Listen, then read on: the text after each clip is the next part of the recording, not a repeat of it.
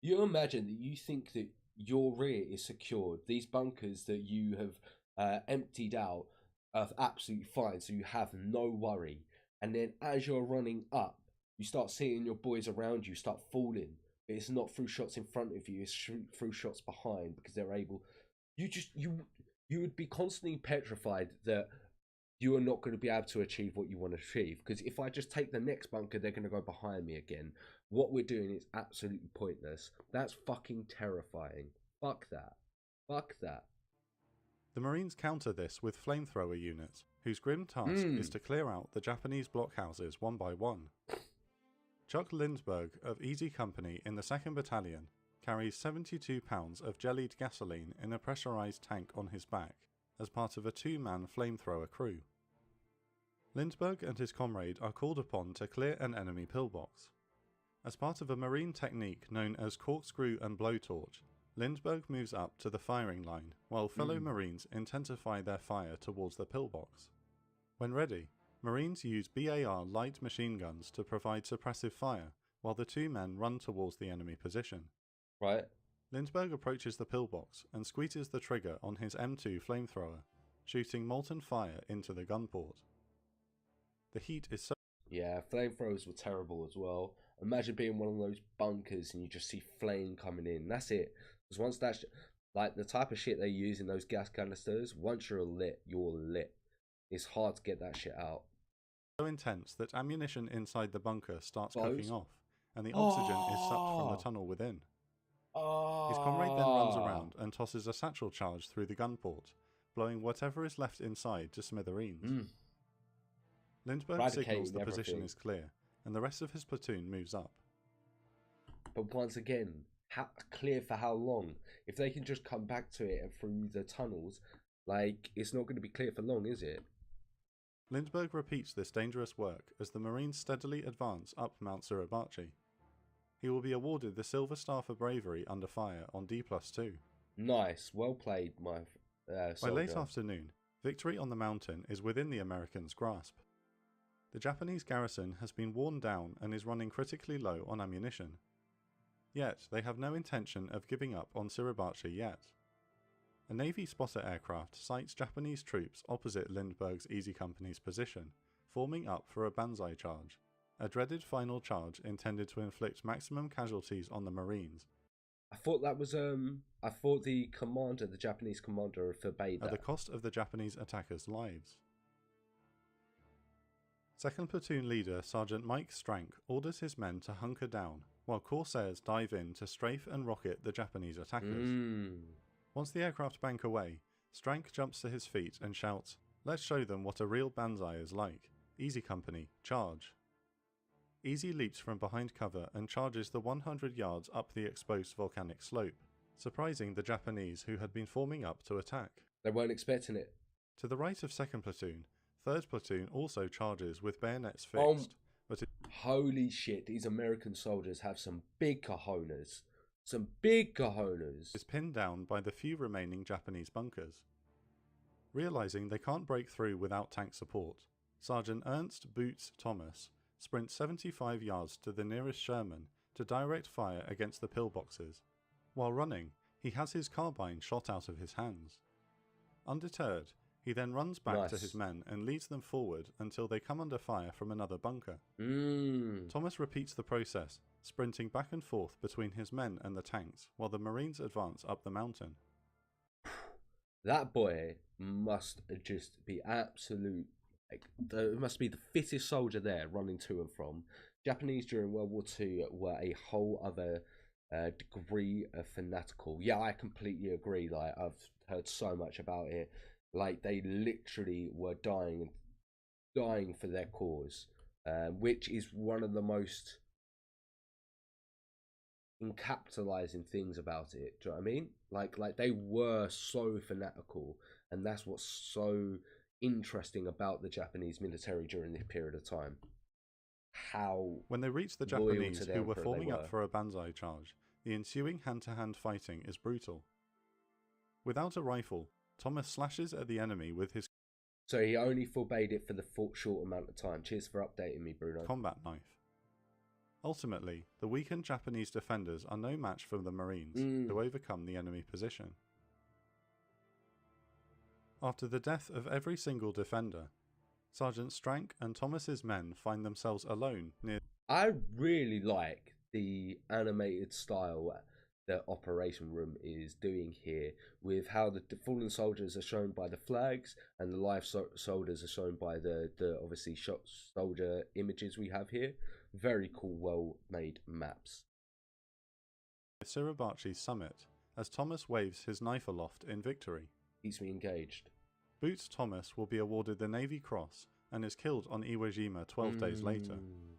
On the 21st of February alone, Marines of Easy Company will receive a Medal of Honor, 4 Navy Crosses, 2 Silver Stars, and many Purple Hearts. Their achievements are not without sacrifice, however, as Easy Company suffers 30% casualties on the day.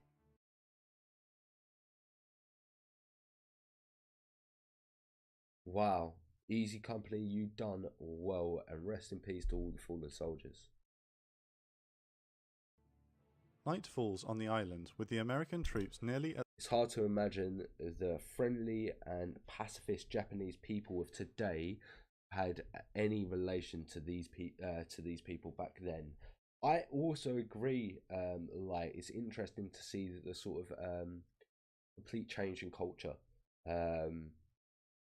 Yeah, it's absolutely it's breaks my mind. It's hard to put into words. At the summit of Mount Suribachi.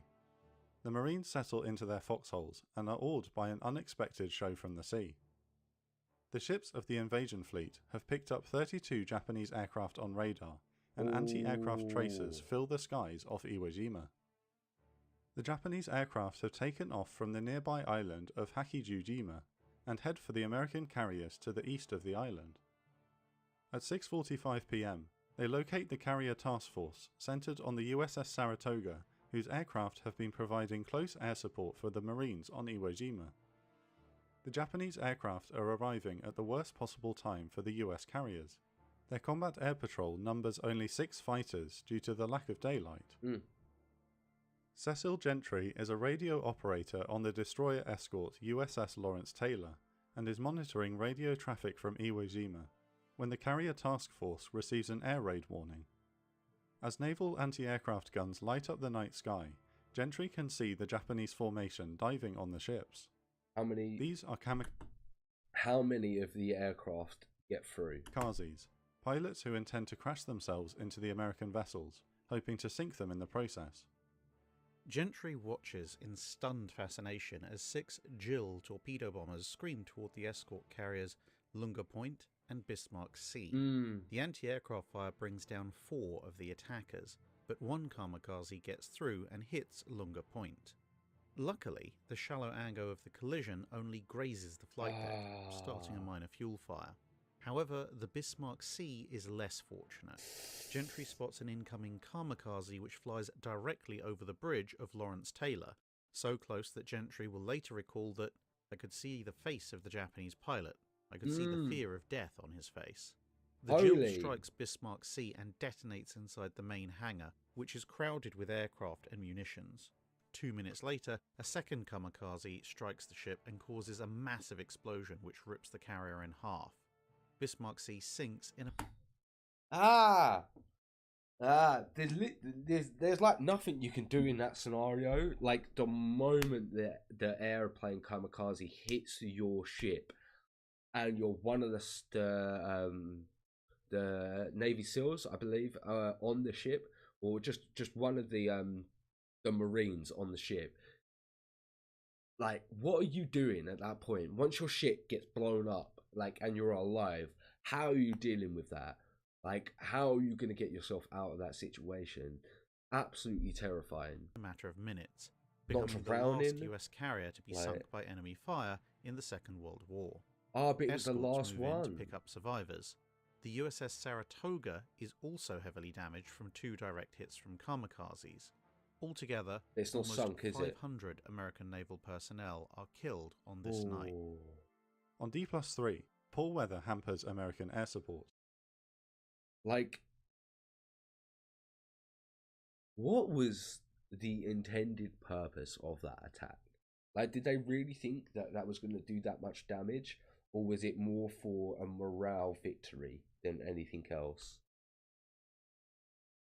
It's kind of like how the Vikings turned into IKEA-loving Scandinavians.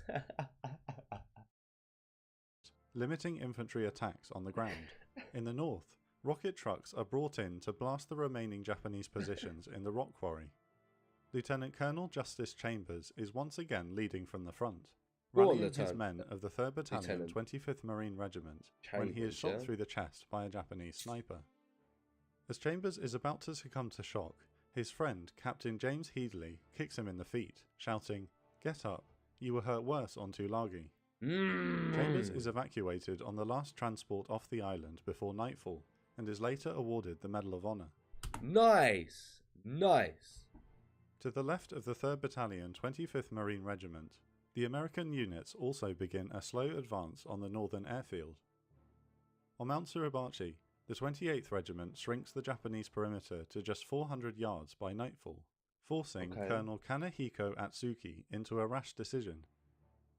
Atsuki orders his men to abandon their positions and break out to the north to rejoin the new defensive line. However, poor communications lead to only 150 men attempting the breakout. That it? They are caught in the open by American machine guns and are cut to pieces. What a failed attempt. Why? Only 25 make What it a to the friendly blunder. lines, where they inform General Kuribayashi that Mount Suribachi has fallen. At the base of the mountain, Colonel Liversidge visits 2nd Battalion Commander Lieutenant Colonel Chandler Johnson and gives him a simple command: "Tomorrow we climb." Daylight breaks on D+4, the 23rd of February, to reveal more wind and rain, but the weather clears by mid-morning. Lieutenant Colonel Johnson orders a patrol from Fox Company to probe the summit of Mount Suribachi. Okay. The 4-man patrol carefully climbs the last few yards to the top of the extinct volcano, cautiously checking every pillbox and bunker for enemy activity. However, they encounter no Japanese resistance and make it to the top without any trouble. They report their findings to Colonel Johnson, who decides to send a stronger patrol. He radios Captain Dave Severance, commander of Easy Company, and orders him to send a 40-man group to the summit. The big group? Severance's executive officer, Lieutenant George Schreier, will lead the men. Before he leaves, Johnson hands Lieutenant Schreier a US flag to take with him. He tells him, "If you get to the top, put it up." Schreier's larger patrol sets out for the summit at 9:30 am, snaking up the extinct volcano in a single-file line. The men aboard the warships off Iwo Jima watch with excitement as the patrol slowly makes its way up. The Marines... I bet if he was on that ship, he would be waiting minute by minute, just making sure that because it's a big sign of victory if they get to the top, isn't it? So you'd be just waiting. Take time to throw satchel charges and grenades into any enemy pillbox they find, but they are not fired on. Finally, at 10 am, the patrol reaches the summit to find no Japanese defenders. 20 minutes later, Lieutenant Schreier and his men affix Colonel Johnson's flag to a pole and raise it above Mount Suribachi. Across Iwo Jima, Marines cheer and whistle while the naval ships offshore sound their horns. Nice. The celebration is short-lived. Is it? Private Harold Keller spots a Japanese sniper in a cave entrance on the summit and taking aim at the flag-raising party. Keller quickly fires 3 shots from his hip and kills the sniper.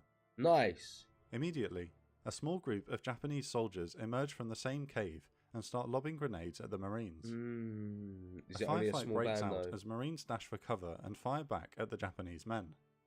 It only lasts a few minutes, as the Marines overcome the defenders with grenades and accurate rifle fire. The last Japanese soldier is killed, and calm returns to the summit with the Americans suffering no casualties in the engagement. Oh, nice. Secretary of the Navy James Forrestal has accompanied the invasion fleet and is coming ashore with General Holland Smith when he spots the American flag on Mount Suribachi. He turns to the general and remarks, "Holland, the raising of that flag on Suribachi means a Marine Corps for the next 500 years. Forrestal orders General Smith to bring the flag to him so he can take it back to Washington as a souvenir. Ah, I see. General Smith phones Lieutenant Colonel Johnson, whose men have just stormed the beaches of Iwo Jima and taken Mount Suribachi, and informs him that the politician would like to keep the flag as a souvenir. Johnson listens before hanging up with disgust. The hell with that. That flag belongs to the men of this battalion. Johnson loyalty to those men, it does belong to sends them. his adjutant to the beach to fetch a replacement to give to Forrestal instead, calling after him and make it a bigger one. A larger replacement flag is swiftly retrieved from the beach and is run up the mountain to the summit. The company runner, René Gagnon, hands the flag to Sergeant Strank and tells him, Colonel Johnson wants this big flag run up high so every son of a bitch on this whole island can see it. The original flag is taken down for Lieutenant Colonel Johnson to put into safekeeping. At 1 PM, 6 men from Easy Company 2nd Battalion 28th Marine Regiment affix the replacement flag to a heavy pipe and raise it over the island. Associated Press photographer Joe Rosenthal, who survived the first days on Iwo Jima, is there to capture the moment. Rosenthal's picture of the second flag raising on Iwo Jima will become one of the most famous images of the Second World War. We've all seen that photo, I think.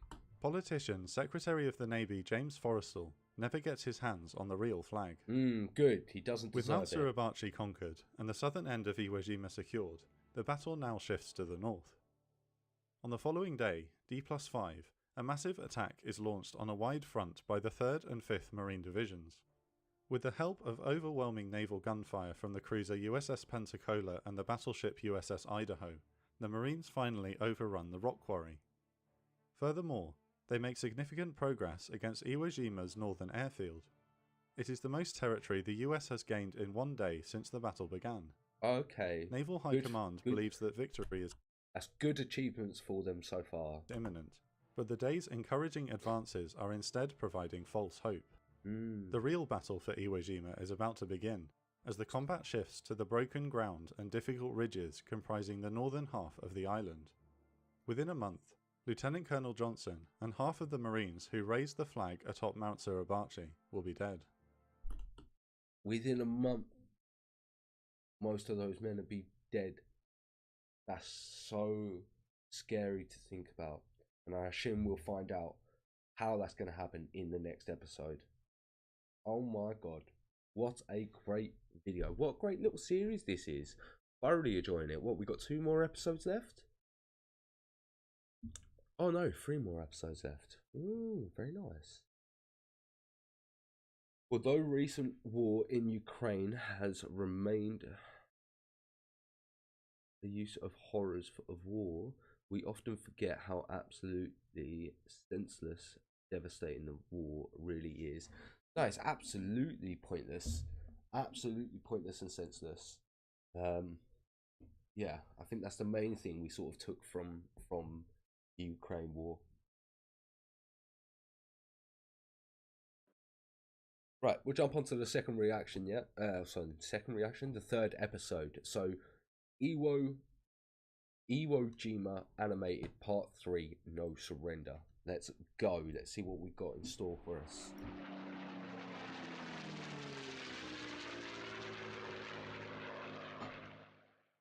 This video is sponsored by the Operations Room's new sister channel, the Intel Report.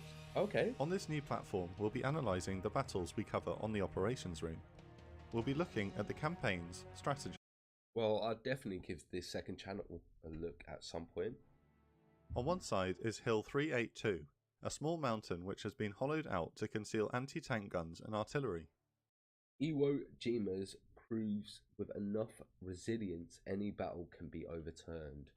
Well, I'm looking forward to finding out how. The other half is dominated by a massive rock the Marines will call the Turkey Knob, that also serves as the Japanese communications headquarters. These concrete reinforced strongpoints form a grid of interlocking fire where no Marine can approach without being spotted. I see. This area will soon have a nickname that both the Americans and Japanese will later agree on, the Meat Grinder. The Marines make some progress up to the northwestern side of the airfield and can only cling to a small stretch of land beyond at the Motoyama Plateau. Over the following days, a grinding attritional battle will see the two sides scrap over every inch of land. American intelligence believes they have destroyed about half of the estimated 13,000 defenders of Iwo Jima. In fact, their appraisal of enemy casualties is accurate. The Marines have killed about 6,000 Japanese soldiers, but what they don't realise is that another 16,000 enemy troops remain on the island. Yeah, because they only thought there was 12,000 there, weren't there? Didn't they? What And they have been fools, ordered what to fight to the mistakes. death by Lieutenant General Tadamichi Kuribayashi. Rather than performing an expected clean-up operation on the rest of Iwo Jima, the Marines will instead find themselves fighting their way through General Kuribayashi's main defensive line. However, Kuribayashi is having difficulties of his own, despite his strong defensive setup. The loss of Mount Suribachi has deprived his artillery of the ability to harass the main landing beaches, and his forces are running low on food, water and material. So what are they going to do? On How are they gonna deal D+9, with this? the men of Easy Company of the 28th Marine Regiment are redeployed to the front after resting and refitting behind the lines after their daring charge up Mount Suribachi.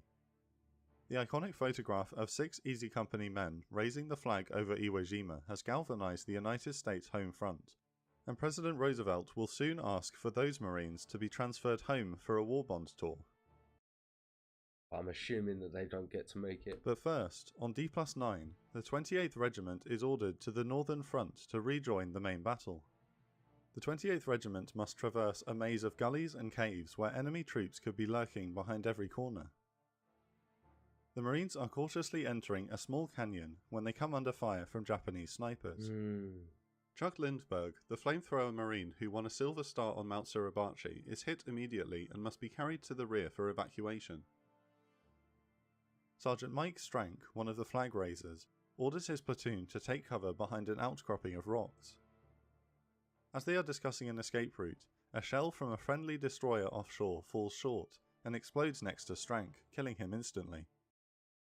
Oh my god. Oh, I know friendly fire happens all the time, but it's always the worst thing to fucking see happen. Holly hands Strank's watch to another flag raiser, Harlon Block, for safekeeping.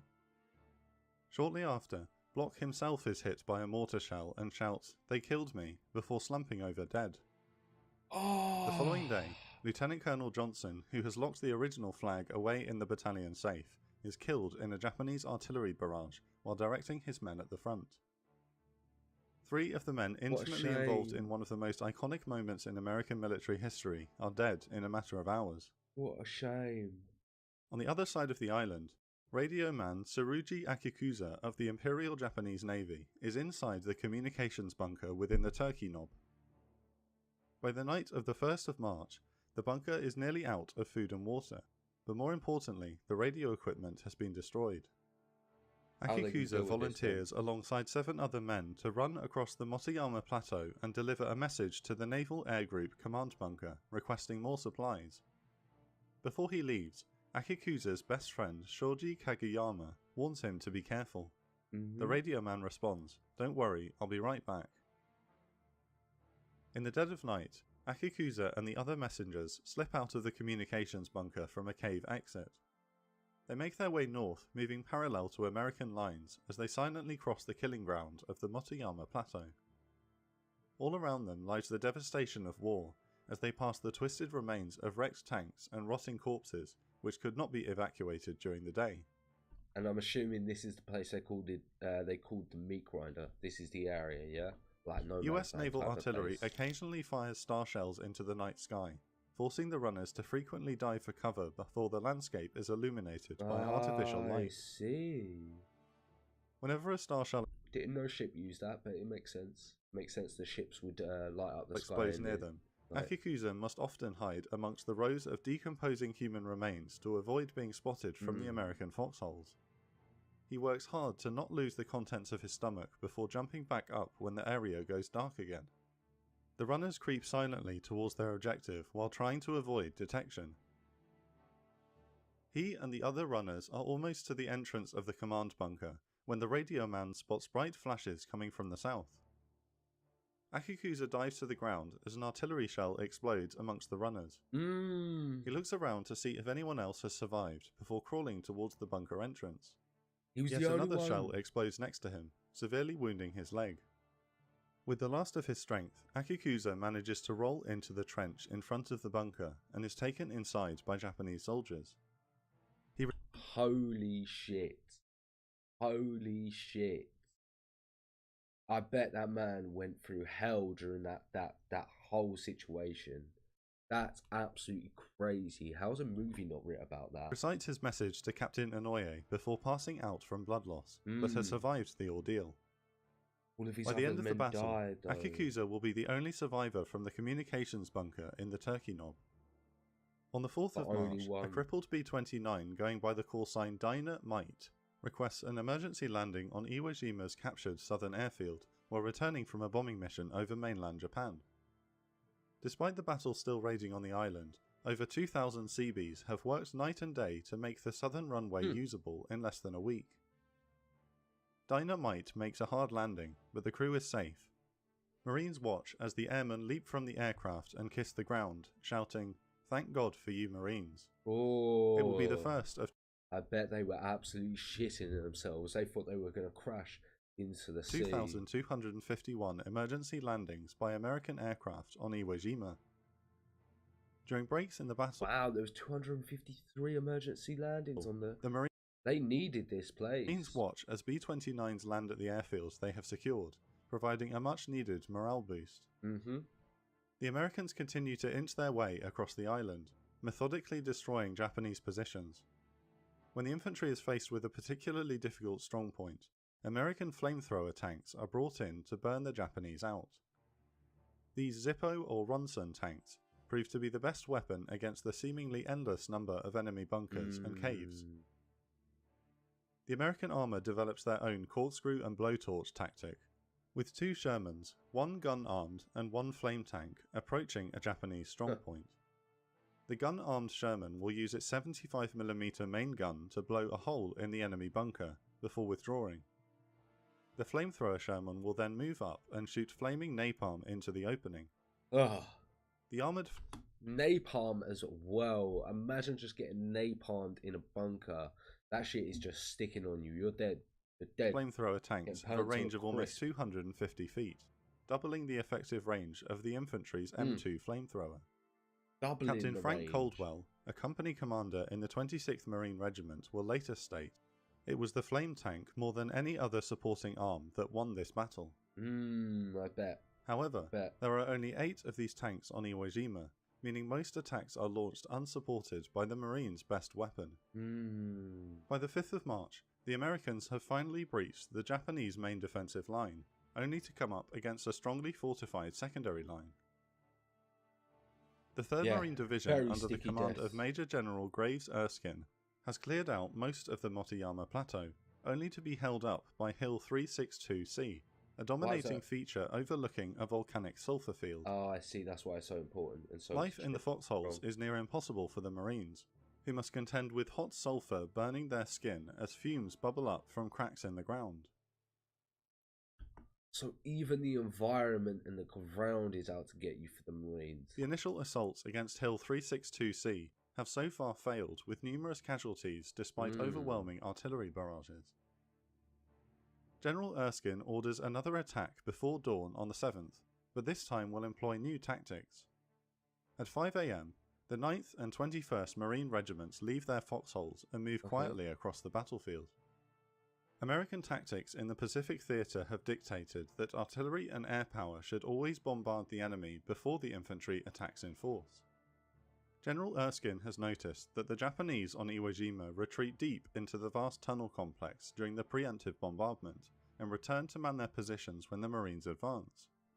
He decides to ditch this strategy and orders his division to attack without a preparatory barrage. So they don't know. The men have been ordered to... Smart. He sees what tactics they're using and he's adapting to observe strict radio silence as they advance gingerly towards the first enemy line. When they reach it, they find the Japanese defenders fast asleep at their posts. The Marines bayonet the enemy and continue forward undetected. They start to climb what they believe is Hill 362C, until a Japanese machine gun finally spots them and opens fire. A flamethrower unit swiftly deals with the gun position, while the rest of the Marines make a break towards the summit. A short but vicious firefight breaks out as the defenders realise what is happening and try to... I was about to say, I think the flamethrowers would give their position up and make this all aware of what's happening now, right? Man their positions. However, the element of surprise is so complete The Japanese can only offer scattered resistance. The Marines clear the hill by 6:20 AM.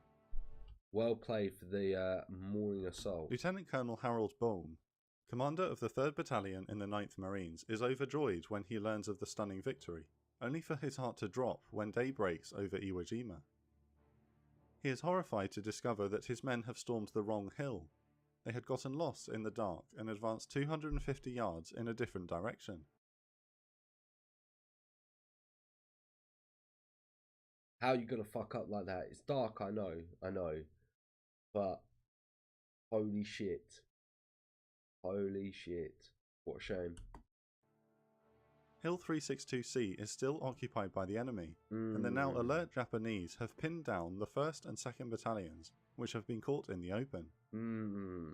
Bohm orders his Look at how many men are caught out in the open. men to attack at once to relieve the pressure on the other Marine battalions and press home his early advantage.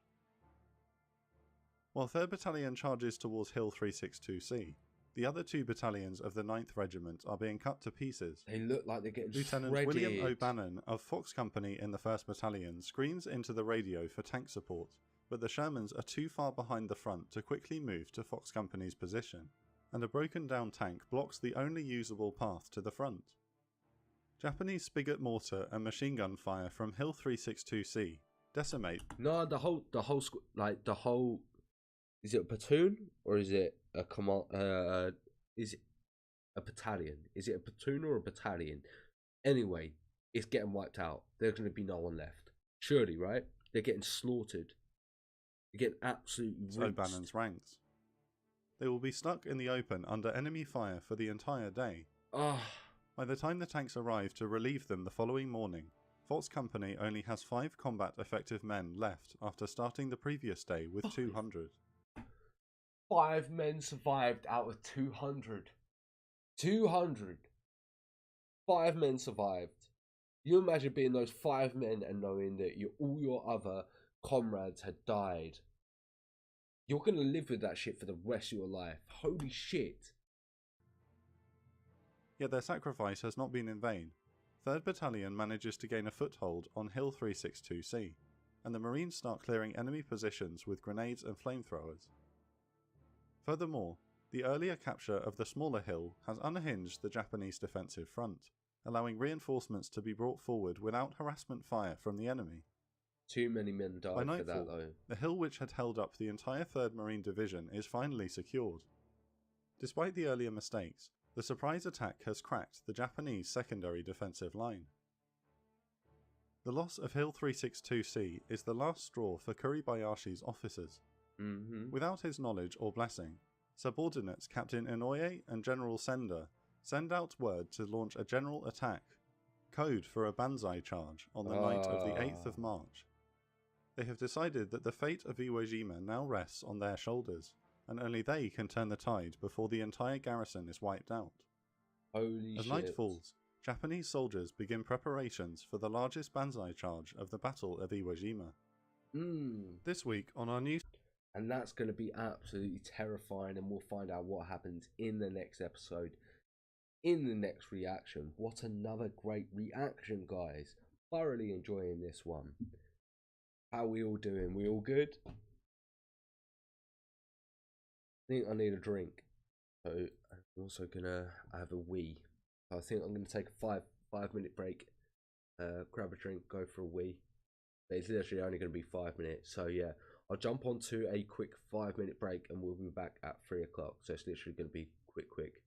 Alright, boys and girls. And then what we'll probably do is jump back onto the next episode of this. Or we might actually jump onto something else and then come back to this. I think there is a couple other vids I want to jump onto. Yes, Dank Memes, what you saying? Yeah, this is a really good series. We're definitely going to finish it today. I might just sort of take a little bit of a break onto something else. But yeah, what we're going to do is we're going to take a quick 5 minute break and then I'll be back. Just going to grab a drink.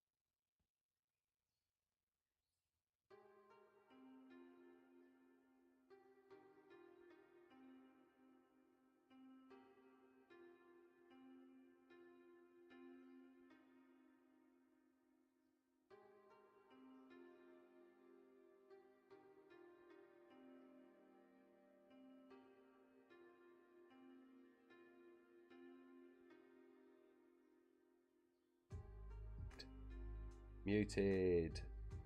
Sorted. Dank memes. I will jump onto it another day. If you want to request a video on a different video, I might be able to jump onto it. But yeah, I'm only jumping onto the things that I've got on my list at the moment.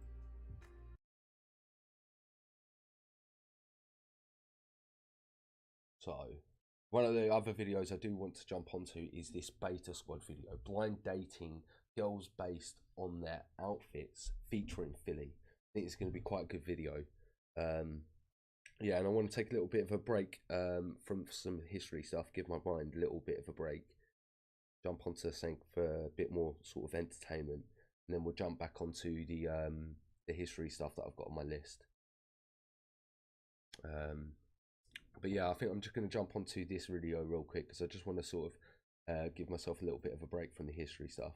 And then after this video, we're going to jump onto some more history bits. But yeah, I'm definitely looking forward to finding out what Beta Squad have got for me. They make amazing videos. We're going to probably jump straight into this reaction. So we've got blind dating girls based on their outfits featuring Philly. Let's go. Today on Beta Squad, we are pushing love at first sight to its limits. No more waffling, let's put our friend to the test. And that man is Young Philly! Thank you, Al. It's him! Go now? Yeah, go. Go on, Philly. Yeah, man, it's your boy Young Philly. And today, I am taking part in Beta Squad's blind. Mate, Philly has got such an infectious smile. Look at that man. He just makes you want to smile, don't he? Dates. So if that be talking, let's bring him out. Beta Squad are going to play Cupid by trying to find our friend Philly love. The twist is, the girls are hidden behind the curtain. I mean, who wouldn't fall in love with Philly? Look at him. He looks so sweet. Round by round, we'll slowly raise the curtain to reveal the girls that may take Philly's heart. Also, another twist. Oh, please don't, Bruno, but I'm looking forward to this reaction. Like, Beta Squad make amazing Philly videos. doesn't get to pick who goes through each round. We do.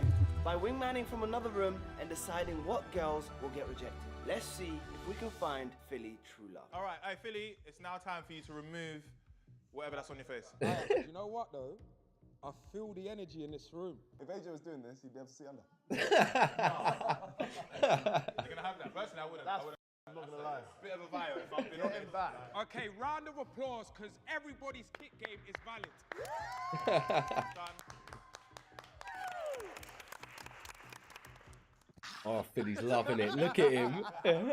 He's We're joking. going to ask for names and ages, ladies. We're going to start with White Air Force from left to right, yeah? Hi Philly, I'm Tasnima and I'm 21 years old. Oh, hi, Tassima. That's an amazing name. What country are you from, Tassima? Bangladesh. My family's from Bangladesh. No way. No way Chunks just guessed that. There's no way. Fuck off. You know Yeah, that? he knows everything. What, and you was born here, though? I am from New York. All right, then. Look at Hey, Philly, do you want man. to see my big apple? Do you want to see my big apple? Let's put a pause on that for All right, then, just for now. Hold on a little bit. Lady next to her, please state your name and your age. Hola papi. Oh! Philly's in love. Philly's in love already. My name is Carmen. I'm 19, 20 in April. I'm half Hungarian and Grenadian. Okay. Look at Philly. Look at Philly. He loves these videos.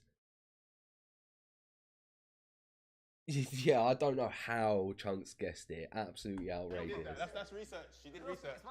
Blue Jean, state your name and your age. Hi, I'm Holly and I'm 24 and I'm from just outside of Liverpool. Liverpool. Scouser. I like the accent, Holly. Thanks. Lovely accent. She speaks a different language. What are they? Are they Rick Owens? A what? No, the next girl, not you, Holly. I can't understand. Yes, I know they are. Okay, all right. State your name, state your age. Hi, I'm Melissa and I'm 20 and I'm Jamaican, Algerian and French. Wow. You know you're leng by default. You're leng by default. Philly's jokes, man. All right, then. Definitely forgot all first four names, but we move. Last but not least, state your name and your age. Hi, I'm Kendra. I'm 19 and I'm from Liverpool. There's two Scousers. All right, then. What is everybody's icks We'll start with you. My issue It would be like me. I would forget all their names instantly. guys are when they're too vulgar. I don't think I've ever met a man who doesn't swear. What, you don't like a man that swears? No. Yeah, I can't lie. My thing, I just got potty I like mouth, nice guys. They gotta be a little wholesome, you know? Yeah. Ooh. Already know what I'm doing, and because Yeah. I just talk, and sometimes it comes out. Okay, number 2, what is your ick? Being broke. I've got such a bad potty mouth, honestly. I swear every other second I can get. Take me to Dubai on our first date, babe. I'll be real, Phils. Let's just get this party started. You gotta kiss that toe. Huh? Wait. Hey, just say horror to me if they're horror.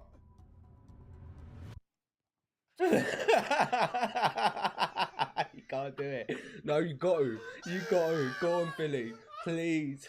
Sorry, girls. Technical difficulties with the mics.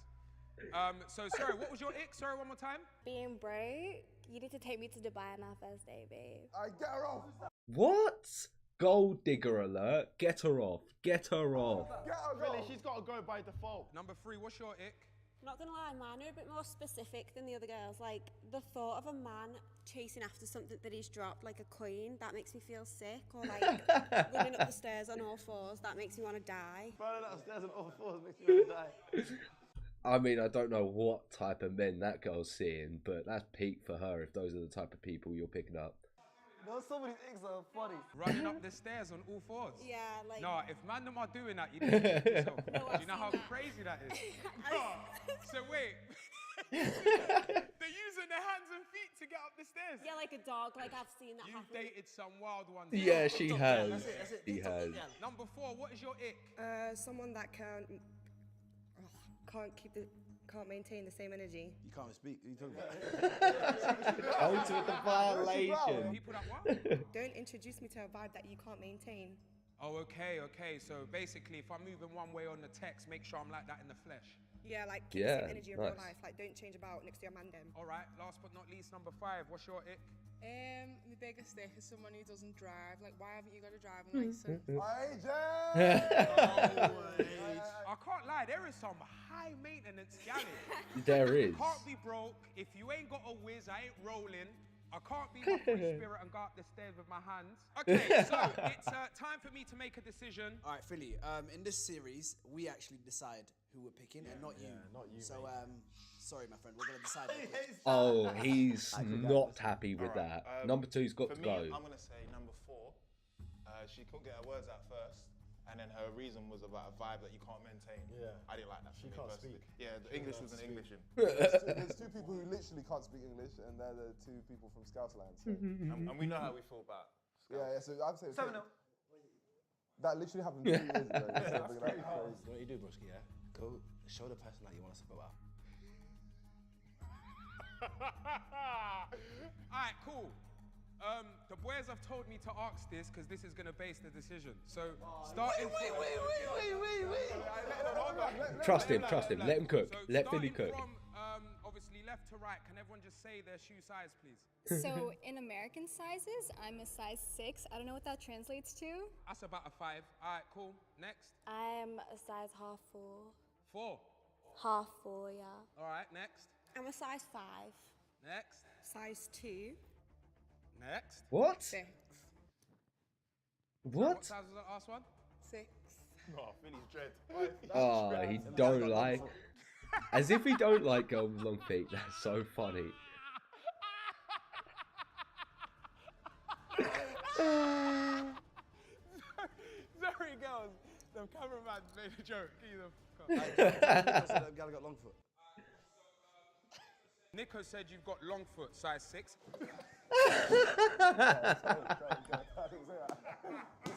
No way.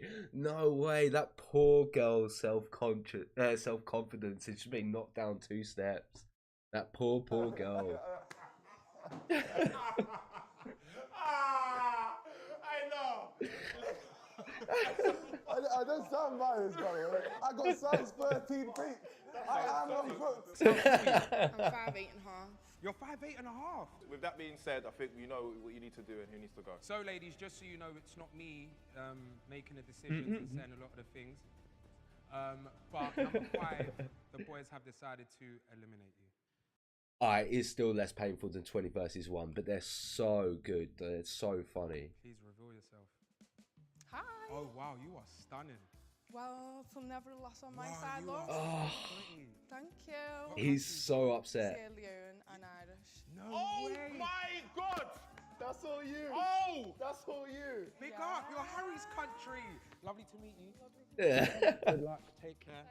You are stunning, wow. And you smell good. And you, and you have nice skin. And I like Billy's trying to get all those numbers. He don't care if they go the out. tap. And I like your bracelets. I just like you.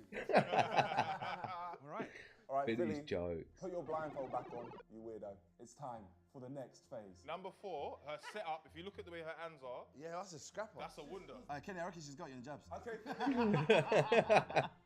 Okay, Philly, please take your blindfold off. It's mad, isn't it? Legs change everything. All right.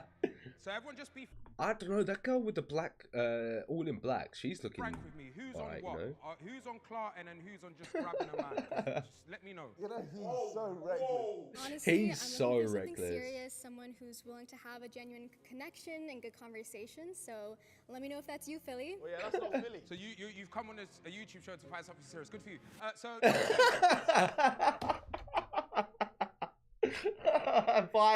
Violation. Billy, what you gotta do? Why are you doing that to the poor girl? No. No. I'm wifey material, so he can only clout when he's my man and he wifes me. Yeah, wrong show, man. Wrong show, wrong show. Wrong show. This ain't Love Island, man. I'll be honest. You sound disappointed by the first 2 answers, but same, to be honest. I'm here for the long run, not for a little fling. Okay, fair enough. Last one. Realistically, it's a YouTube video, so you're not really going to find out on live. I'm more of a go with the flow, so if you want to let's if you don't. Wow! Wow! I'd love to just. Billy's on it. He's trying to hug her already. Billy's fucking jokes. Oh. Oh my God, you are brilliant. Even this hug, it's a proper good one, you know. Yeah, you are brilliant. Phil, can you just ask there, yeah? Just Billy's decided. say, yeah, out Billy's of chosen. curiosity, yeah. Do you shave or do you not shave? Hell, oh my God. Out of curiosity, Let's switch up. Let's make it more lighthearted. Yeah, because this is mental. Billy, ask them what their favourite song is. Okay, all right. This is going to let me know whether we can get on as mates. As much as the first 3 are looking for relationships, I do think it's important to have a mate in yours. So, what is everyone's current favourite song? So my favorite song, I'm a big Afrobeats fan. Yes, love that. So one of my favorite artists is Burna Boy. We like Okay. Right Burna. now, Nice. It's Plenty is just going through my head right now. Number 2, what's your current favourite song? Under the Influence, Chunks can tell you all about that song. Good one. See what you done there. I like you. She understood the assignment. Number 3. I'm on a different vibe, to be honest. I like a bit of Britney Spears. Anything Britney is my Okay, we current can do favourite. Britney though. Yeah. Hit me, baby, one more time. Exactly. Okay. Number 4. What is your current favourite song? Irregular Love by Lil TJ. All right, Philly, last question. Ask them, what is an ideal Average. date for them? All right, ladies, what is an ideal date for you guys? So my ideal date would be, I am a big foodie and I love exploring different cultures through food. So we can either be in London or New York and go on a food tour, checking out he's different liking it. cultural food spots. Yeah. Like a few days. And we end the night with a little bit of dancing. Yeah. Your salsa is not bad. It's I good. love this. Oh, yeah. Yeah. It's all right. Number 2. A helicopter ride over New York. Who ride? This bitch is way too high in maintenance. She needs to go. I hope he gets rid of her now. She Helicopter needs to go ride. right now. Sorry, wait, one more A time. helicopter Fucking ride. hell. The bougiest girl of all time. And then I'll do the riding later on. Oh. She realised she needed to save herself and add a bit of content in there. I just like something where we can get to know each other, like we can make conversation, mini golf, roller skating, something fun like that. I like to do like going trampolining or getting to know each other, chill vibe. Oh, that's so peak her trousers Yeah, I today. like that. Activities. Yeah, activities type of stuff. Activities. All right. I think it's time for me to make a decision. No, no, not making the decisions. We make the decisions around here, You man. get the last two, nothing. No. Let us decide. We'll be back. All right, boys, talk to me. I feel it. You feeling the jeans with the toes poking out? No. Based on vibes, yeah. I think number one's got more energy. I like 1, 2, and 4. Yeah. 3, the blue jeans. 3 yeah. for me. She hasn't given much. She looks like Homer Simpson's jeans. I like it. Sketched up. Homer Simpson's jeans. I like that. Right, see, don't. I said don't. All right, Philly, the panel have decided the person that'll be going out is number 3. All right, ladies, the panel has decided that the next lady. No, actually, Philly, wait. Can you please specify that it was actually Chunks who decided himself? This one we have a bit of a twist. Chunk specifically voted this girl out. Oh, Please violations. step aside. Violations. Hi, you okay? I'm good. How are you? You don't like Britney Spears now? I do love Britney Spears. Didn't you hear me singing? I love Britney. Yeah. Yeah, you got to remember, I don't make the decisions. I will say though, your eyebrows are flipping amazing. Yeah. Emphasize Billy's the literally Yeah, but trying to it get was- the it was numbers of definitely all Chunks. the girls. Yeah, it definitely was Chunks. That's fine. Revenge! All right, Philly, put your blindfold on, and just like Kenny after his first fight, it's time for the next phase. Whoa! That was good. Well done. I'll be working on that one. All right, Philly, it is now time to take off your blindfold. I think you're going to enjoy this. Bombassy. Blouse and skirts, chain around it as well, just to say hello. Broski, get them to twist and turn, yeah. All right, ladies, can you just do a 360 spin for me? 3, 2, yeah, there we go. Just do it. Yeah, I just done it all wrong. Just spin. Yeah, blouse and skirts. I'll be honest, I love my job. Can I give myself a round of Look at him. applause for loving my job? All right, what has been your worst dating experience?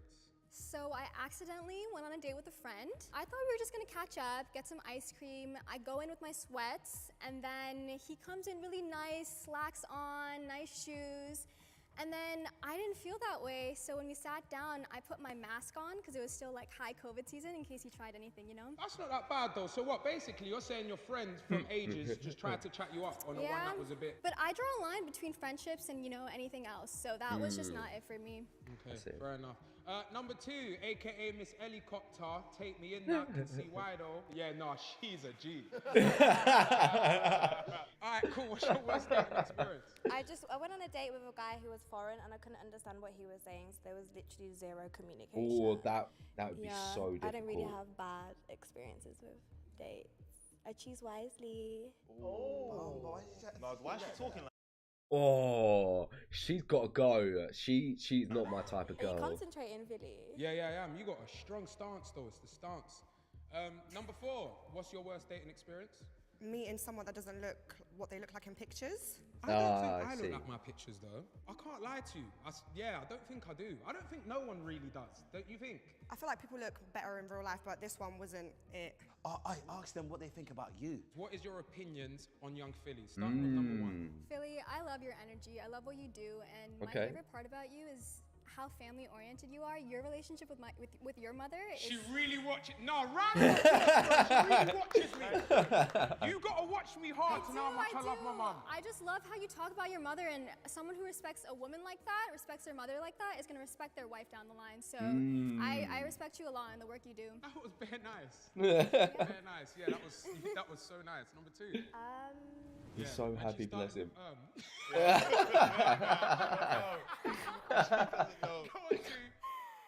I'm still thinking. Say how you feel, too. I'm still Don't try and think of something nice. Just say how you feel.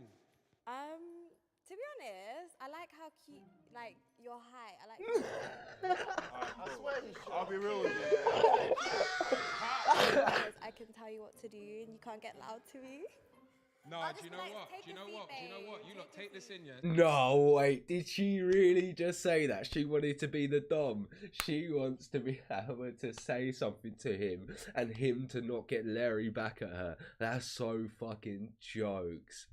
Oh my god. Yeah, that first girl is definitely a Philly fan. Definitely. Yeah, this middle one has to go. She is some dirty gold digger. She's got to go.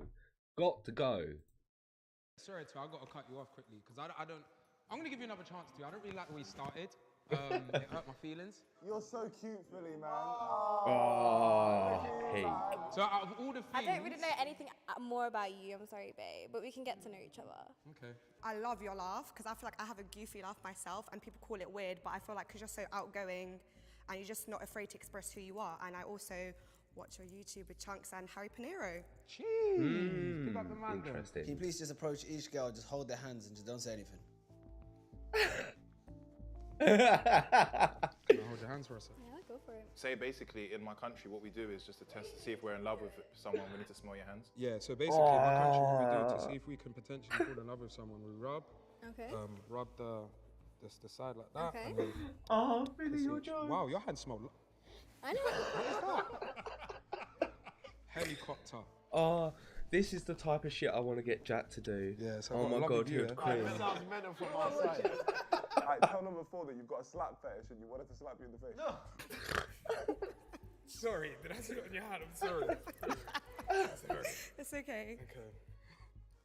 Nick, are you sure? What does he want you to do? Say, this is what I want to do. No, this is what I want to do.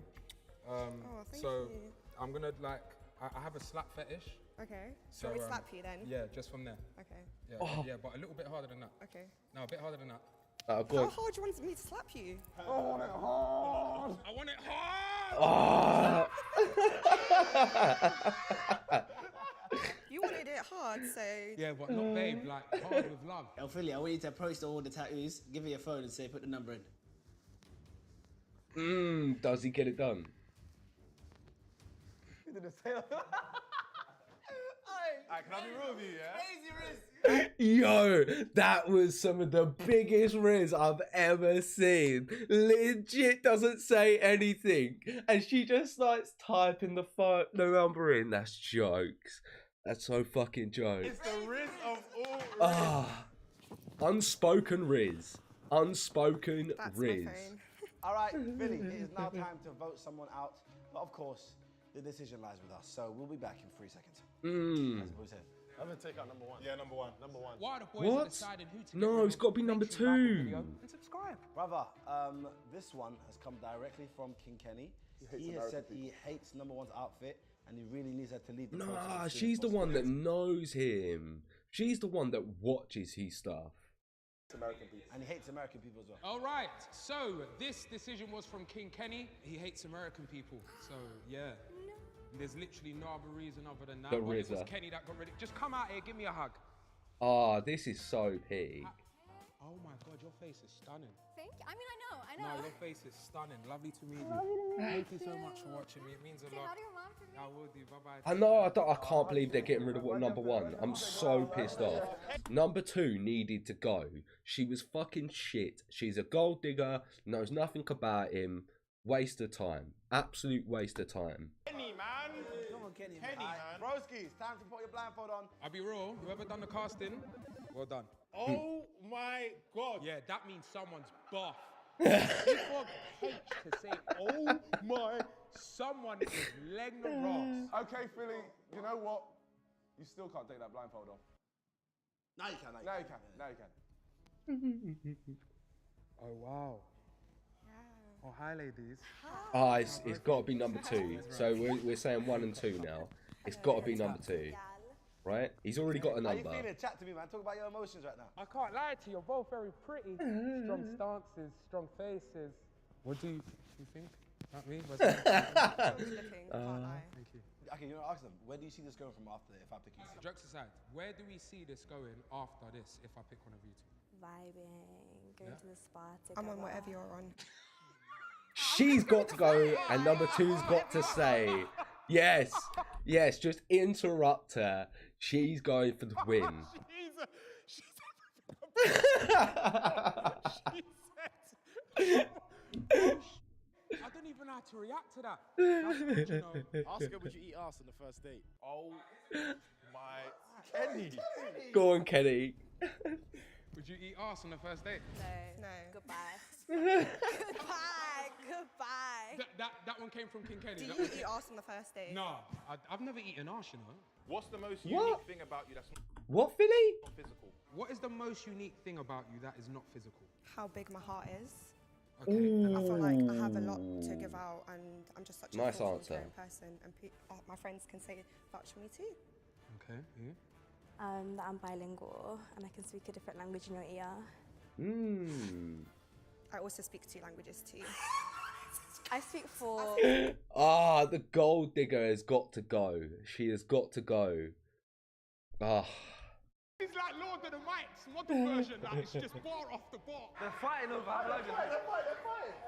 Get her to speak a different language in your ear, Ak. So, what language can you speak? Just out of curiosity. Hungarian, yeah. Hodvaj. I thought Hungarian sounded medium. Get her to whisper something in your ear, the next one. Can you whisper something, Martin? Oh, wow. This is where the show starts getting real for me all of a sudden. Yeah, I want a quick test, right? I want to see which one cares for you. So can you please just pretend like you're dying right now, and then let's just see how they react. Oh no, this is cringe. Oh, this is cringe. Are you okay? Oh. Do you want to see Oh, they're actually both come and checked her out though. Do you need water? Are you okay? Oh, she's checking more. I need CPR. Yes, girl. Yes, girl. She got down quicker. She knows the game. She's here to play. This is the greatest. Oh my god, this is the greatest. Say, I've got a boner. Hold on, let me just tuck my thing in the waist, car. Hey, babes, I'll be honest with you. Look, you look just make my rocket launch.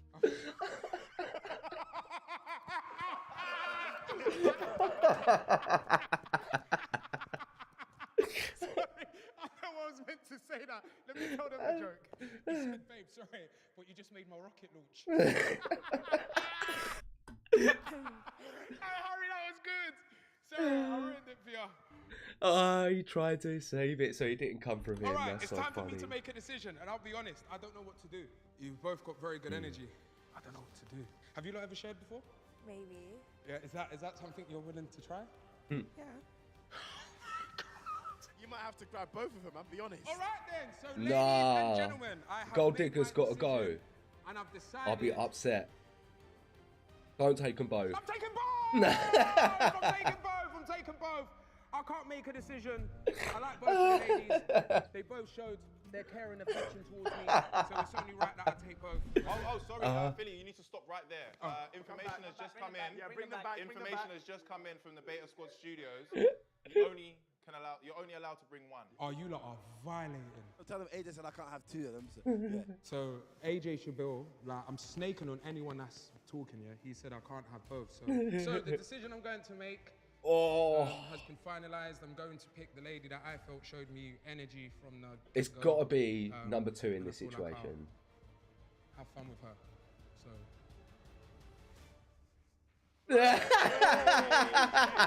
Go on, Philly. Go on. Fuck the gold digger So, off. number 2, thank you so much. Lovely to meet you. Keep your skin nice, fresh, oily, and enjoy your helicopter rides. Philly so jokes. Oh, what a great episode. Oh, they're skipping together. Oh, that's lovely. I am happy with my choice because I've picked someone that gave me energy right from the start. Please tell me you're on go-karting. Yes, I am. Done. See Oh, you nice. Sweet. The trailer. Today on Beta Squad, What they got we're for going us to be next ranking week? people from the tallest to the shortest. Let's go! Oh, He might be a little bit. He's a Oh, no way. That's so smart. 3, 2, 1. To have them in the boxes. That's so cool. That'd be a good episode next week, and I'm looking forward to finding out what they've got in store for us. And we will definitely jump onto that reaction soon. That was a good episode. Yeah, he's sending the gold digger back to the streets where she belongs. Absolutely jokes.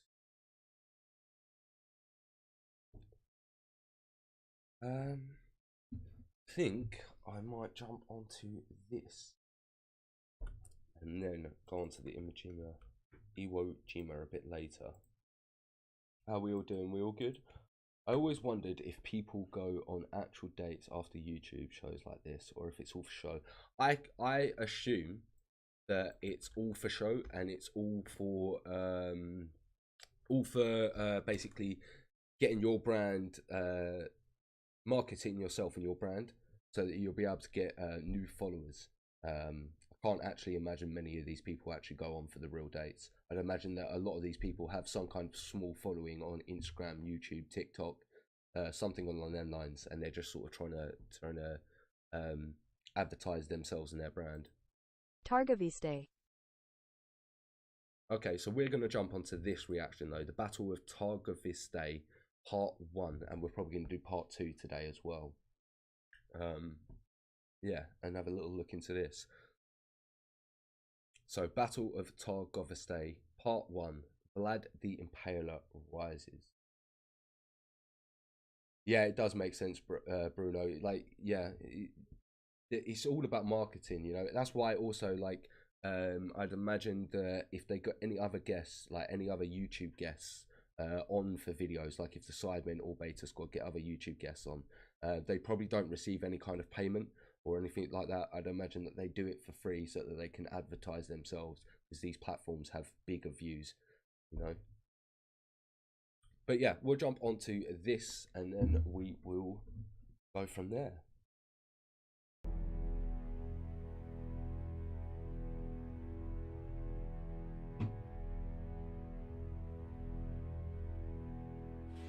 Brothers Vlad and Radu, sons of the former Vlachian Prince Vlad II, grew up in the Ottoman court as princely hostages, educated in the same Muslim spirit as their friend, young Mehmed II, the future Ottoman Sultan.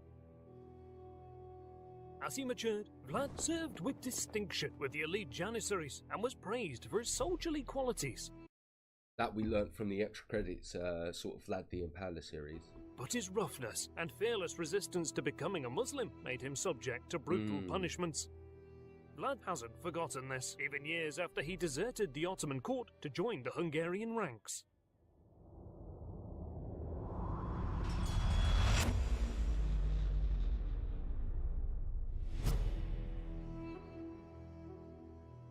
Wishing to dominate the last increment of the Danube River, the Crescent of Islam clashes with the Cross of Christianity at Belgrade in July of 1456.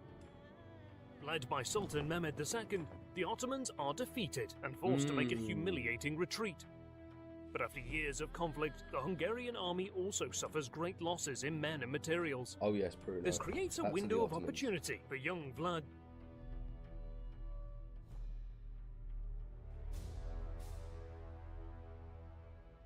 Placed in charge of protecting the Transylvanian border by the Hungarian king, Vlad uses his position to exploit the military power vacuum and marches into Vlachia ahead of a small mercenary force. But is soon opposed by the incumbent, Vladislav II, near Tagshaw. Oh yeah. The two leaders agree to decide the battle with a knightly duel. And amidst cheers from the two armies, Vlad wins the duel and kills Vladislav. Impressive, He Vlad. then proceeds to march unopposed into the Vlachian capital of Targoviste. There he crowns himself as Voivode of Vlachia in August 1456. His divine right to the throne is confirmed the following night by a spectacular comet in the night sky. Oh, didn't get that information from all the other series that we watched. That's quite cool. Stepped away for a moment. I see we are doing some Vlad the Impaler. We are indeed like a couple episodes of this, and then we're going to probably jump back onto Wasting no time, Vlad hires his own uniformed mercenary army and moves to consolidate his power and reform the country. He enforces taxes on the boyars who were previously all but free from taxation. Furthermore, he eliminates those plotting to kill him, going after powerful boyars responsible for the killing of his father and brother. And we all know from the extra credit series what actually happened to those men. Vlad just showed no mercy. Their estates are confiscated and given to the peasants who, in exchange, are to be trained during post-harvest months for military service. Vlad rids Vlad. I didn't realise that he tried to train the peasants for when there's no harvest to be done, that they could fight. That's a really good sort of step that not the other series that I've sort of covered regarding Vlad had sort of touched on. Of people who pollute the land. Thieves are impaled, beggars, homeless and the plague-infested are burned alive in barns. In Vlad's opinion...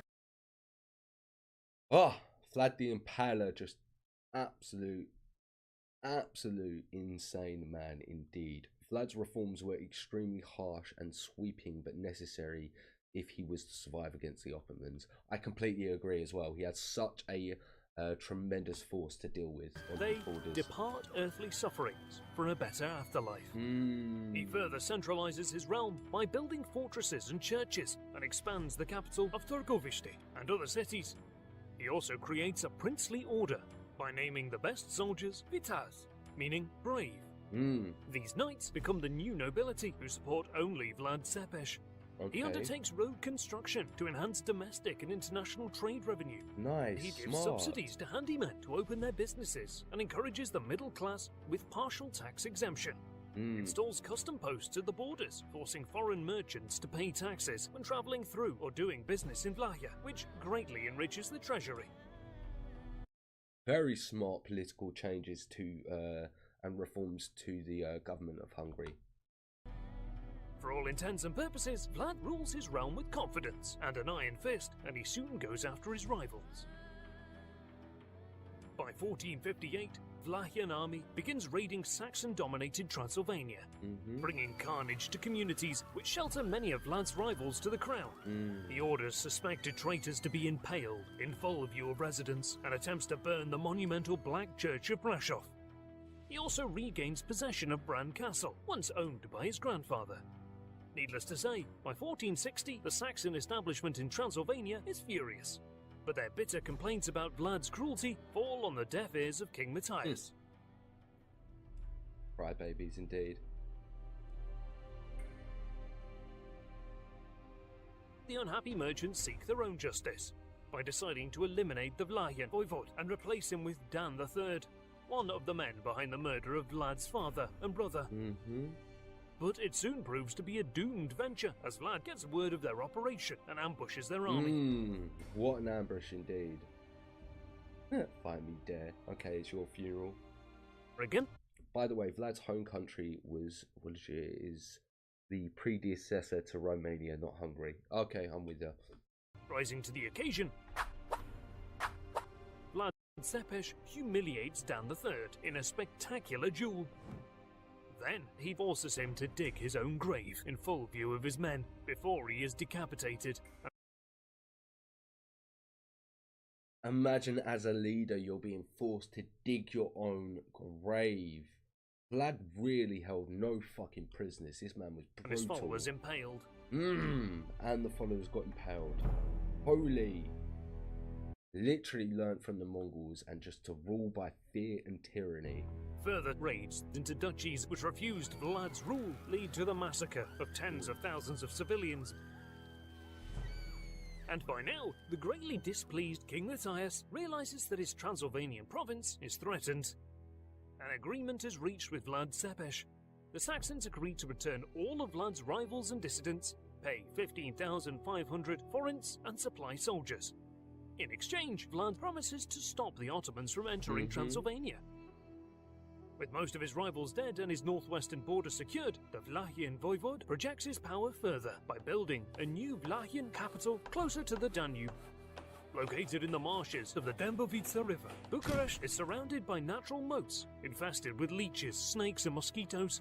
Good natural deterrents for any invading army. Okay, very smart. Very smart. So he's going to basically use the land around it as a extra defense. From his new capital, Vlad Țepeș hopes to unite all Vlas into one kingdom and, confident of his power, he provides military aid to Prince Stefan, who is attempting to take the throne of Moldavia, dutifully keeping his oath of loyalty he'd given to his cousin. In response to Vlad's collaboration with Stefan, a fast-moving Ottoman force embarks on a campaign of pillage and rape in southern Vlahia. After their raid, the Ottoman retreat is slowed by the plunder and prisoners, and before they can reach the Danube, the Ottomans are intercepted by Vlad's cavalry. They got intercepted. Only a few Turks live to cross the Danube and tell the tale.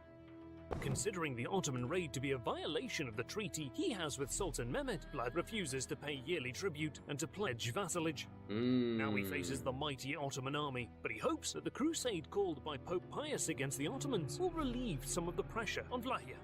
But with European kingdoms embroiled in intrigue and warfare against each other, hardly anyone commits to the Christian cause, and by 1461, the Pope's call for a crusade rings hollow. Left to face the Ottomans alone, Vlad agrees to pay tribute and send young boys to be trained as janissaries. Around this time, one of Vlad's so he does it. Yeah, of course he eventually pays. He starts paying tribute. most again. trusted and valuable allies, Mikhail Tilagi, is captured in Bulgaria by the Ottomans. Considered to be a spy, he is brought to Constantinople, where he is tortured and eventually sawed in half. Sawed in half whilst alive. Ah! Soon after, a 10,000-strong Ottoman contingent enters Vlahia to collect the tribute and the new recruits, led by the commander of Nicopolis, Hamza Pasha. Seeing the large force, Vlad suspects that Hamza's real mission is to capture him. The Vlahian voivode reacts and attacks the approaching Ottoman contingent with full force, Nice. decimating them down to a man. He impales thousands of dead Turks around Târgoviște and sends Hamza's head in a jar to King Matthias as proof of the Vlahian commitment to fight the Ottomans. But We're committed, are you? That's what he's saying there. They did executions different back then. Yeah, of course they did, but despite still. this, he receives no reply and no help from the Hungarian king. Vlad spends the rest of 1461 training his army for war and fortifies Bucharest with heavy palisades and brick bastions, installing cannons along the fortification perimeter. Was it actually useful doing all of those, or was it just futile? Aware that Mehmed's armies are fighting in Anatolia, Vlad prepares to raid Ottoman territory.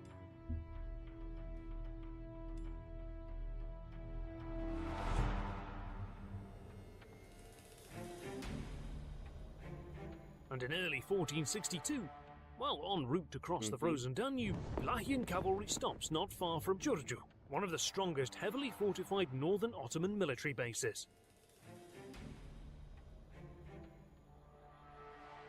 Dressed as a high-ranking Ottoman official ahead of his entourage, Vlad Tepes approaches the fortress on a snowy day. And, speaking in perfect Turkish, orders the garrison commander to open the gates. The sentries let him in, believing he must be an important official as he is travelling with many bodyguards. Upon entering, Vlad's men silence the sentries and open the gates wide for the rest of the Vlahian cavalry to rush in and take over the fortress. What a great infiltrator Vlad was. He performed so many great feats. Yeah, the Romanian Genghis. They slaughter the Ottoman garrison and set their quarters ablaze after looting them.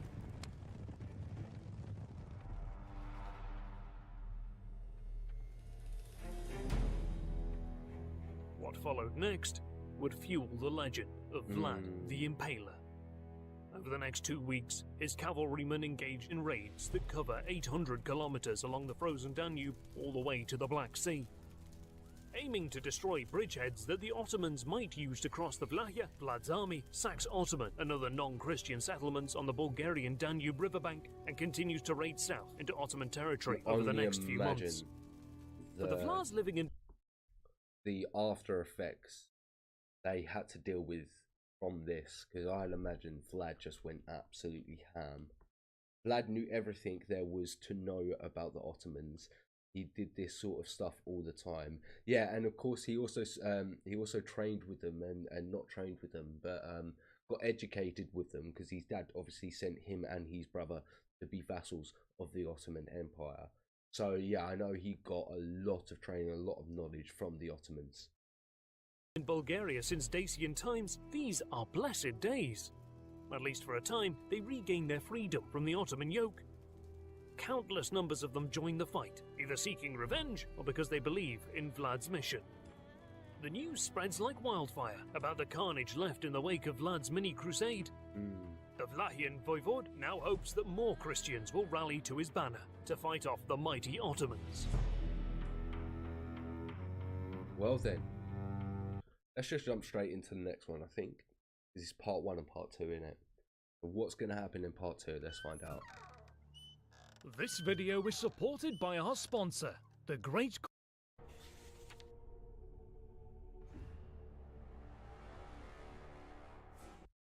Very true. Him and his brother, who converted to Islam, learnt Turkish and studied in Constantinople. Yeah.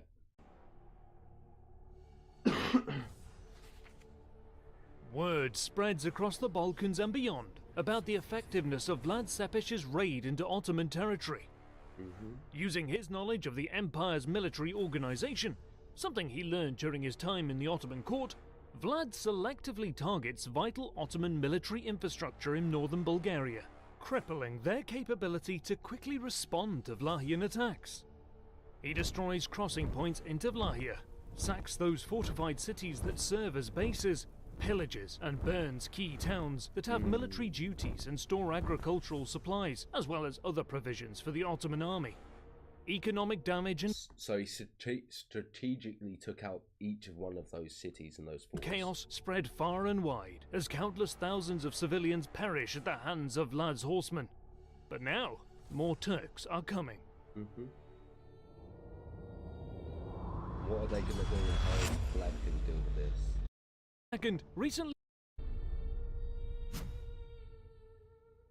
Mehmed II recently concluded a highly successful campaign against an anti-Ottoman alliance in Anatolia, extending his rule on the peninsula and achieving the ultimate goal of his campaign by conquering Trebizond, the last of the Byzantine Greek cities. Back at his palace, while tending to the administration of the empire, news reaches Mehmed about the carnage caused by Vlad Cepeš in Bulgaria. Large groups of the Turkish population are fleeing south, bringing with them tales that the Impaler prince is on his way to Constantinople. Mehmed decides to take matters just causing absolute anarchy within the Ottoman kingdom and into his own hands, not least because the spreading of such rumours could turn Vlad into an undisputed hero of the entire region and destabilise Ottoman rule in the Balkans.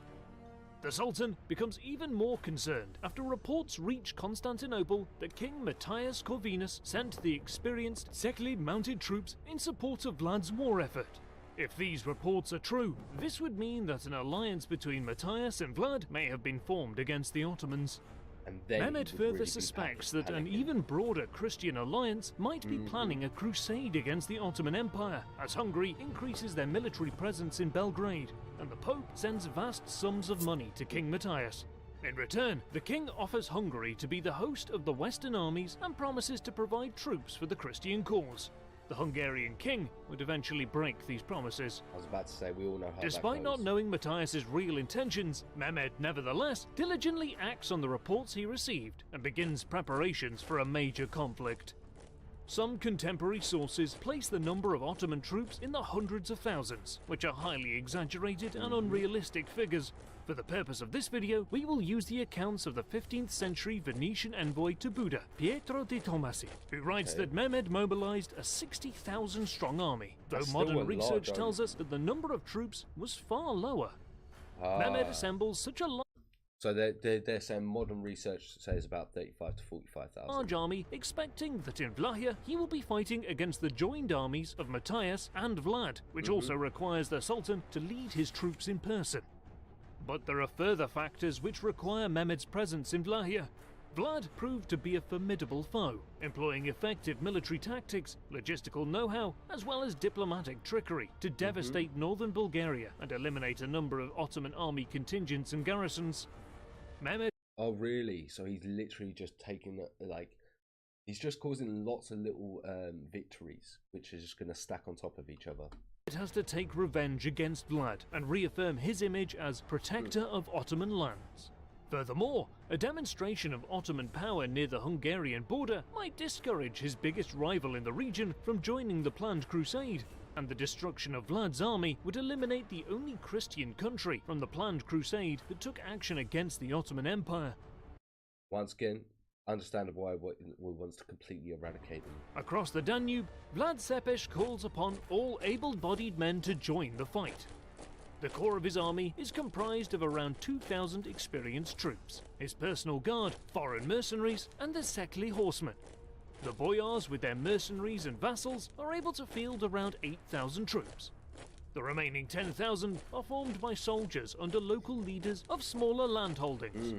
In total, Vlad assembles around 20,000 troops, though here too, modern research tells us that the number of troops was far lower.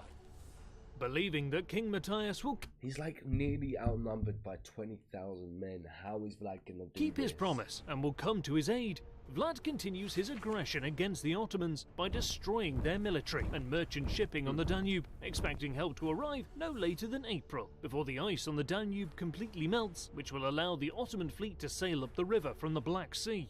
But April comes and goes, and Vlad realizes he must adapt his plans.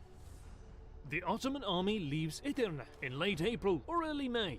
Mehmed plans to march west along the Via Militaris to Plovdiv, and then north to Nicopolis, using army storehouses along the way to stockpile provisions for the campaign, knowing that he might not be able to effectively supply his army once he reaches the devastated areas in northern Bulgaria. Okay, so once at Nicopolis, so Mehmed is being smart here. From there, he plans to follow a commercial route that leads straight to Târgoviște. Meanwhile, the Ottoman fleet of some 175 ships is transporting more troops from the Black Sea and plans to sail up the Danube to support the crossing at Nicopolis. Vlad knows that without Hungarian support, he cannot wage an open war against the vast military potential of the Ottoman war machine, and that the only way to confront Mehmed's numerically superior army coming from the south is guerrilla warfare, by focusing on operations that rely on speed, mobility, surprise, and professionalism of the troops. For this extremely difficult and demanding task, the Vlachian voivode can count only on a small portion of his army. From the remaining troops, Vlad forms a mobile expeditionary force and sends them to eastern Vlachia to hold off the Ottoman advance there and relieve the siege of Kilia, a highly valuable strategic city. Mate, it's so interesting how Vlad has to use guerrilla warfare, and he uses it as such a good sort of tactic, just in such a good way. Sort of very, very interesting. In my opinion, Mehmed was one of the best Ottoman sultans and almost conquered Italy. Even the Pope was ready to leave Rome, but luckily for him, Mehmed died on the journey and the army had to return. Very interesting. I'd definitely like to look into that a bit more. Disputed between Moldavia, Vlachia, and Hungary, but also targeted by the Ottomans. Eventually, the Hungarian garrison in Kilia stands firm and the siege fails, with the invaders suffering great losses. Finally, the Ottoman fleet meets up with Mehmed on June 1st. Vlad and his cavalrymen ferociously contest the landing, but despite inflicting heavy losses on the invading troops, by June 3rd, the Ottoman vanguard manages to cross the river and Vlad retreats inland to avoid losses. The Ottomans complete the crossing by the end of June 4th, the next day. The Sultan then divides his forces. The core of the army under Mehmed's personal command marches towards Târgoviște. On Mehmed's far right is the second part of his army, the Akinci cavalry who guard his flank. Due to the unusually hot summer, Mehmed decides to go through the thick Vlasia forest. Ottoman troops welcome the escape from the scorching heat, but in the shade of the Vlasia forest lay hidden contingents of Vlachian troops. Okay. Multiple ambushes and night attacks. So it's only helping Vlad there. They get shade, they get to rest. It's difficult to chase them, and then also they're able to sort of pop up and cause damage to Mehmed's army. Launched against the long Ottoman line of march. Aware of how dangerous these night attacks are, Mehmed slows down the march in order to keep the troops more compact and starts stopping the march earlier in the day so that camp defences can be erected before dark. With his night attacks, Vlad successfully slows down the Ottoman advance, and he plays for time while waiting for his expeditionary force to return from eastern Vlachia. I was about to say, like, surely he's getting exactly what he wants, which is slowing Mehmed down. Meanwhile, on the Ottoman right flank, the Akinci run into deserted settlements. The population and livestock are evacuated north as Vlad aims to deprive the invaders of any means of supplies, leaving nothing behind. Back west, the main Ottoman army runs into logistical problems of their own, as Mehmed's chosen route towards Târgoviște proves difficult, not least because of the thick forest and poor roads, but also because of vast marshy areas and insufficient vegetation for animal consumption, not to mention the increased risk of disease in the torrid summer heat. And that's why he put his new capital there, wasn't it? Because of that marshy and uninhabitable area. But finally, after about 2 weeks of marching, Mehmed halts his army south of Târgoviște and orders the camp to be set up on the banks of the Yalamitsa River. At last, Ottoman troops can enjoy an endless supply of fresh water. To raise morale, the Sultan orders musicians to play invigorating tunes. All seems to be under control, and much needed sleep could not have come at a better time for Mehmed's troops, but the serenity will not last. Are they?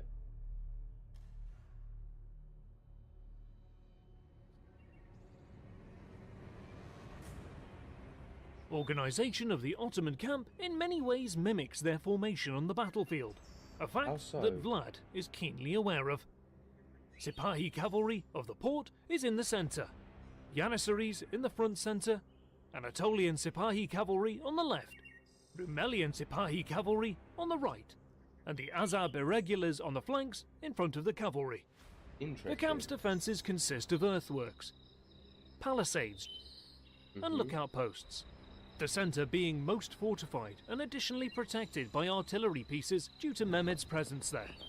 Behind the tents are horses and pack animals.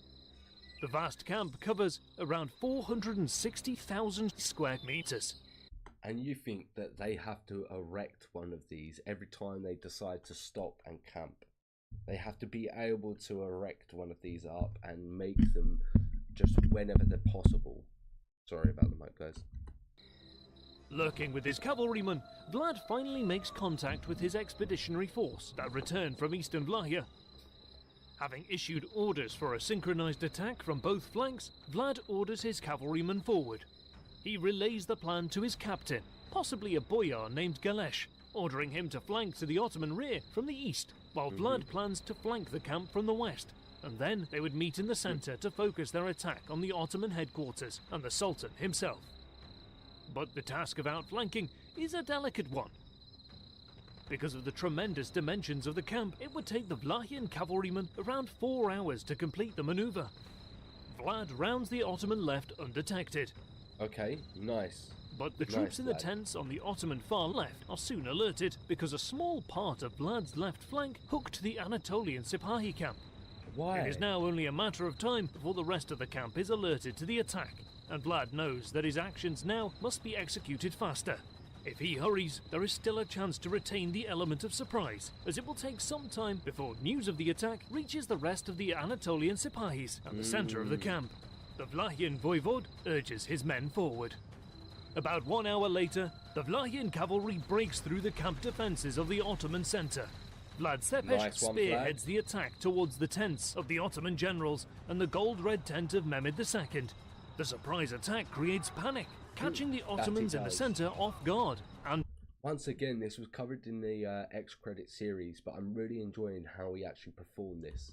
On foot, Vlahian cavalrymen hack their way through the Sipahis of the port and start cutting the ropes that anchor tent canvases, temporarily trapping many troops underneath. While in the darkness, some of the Ottoman troops attack each other in the confusion.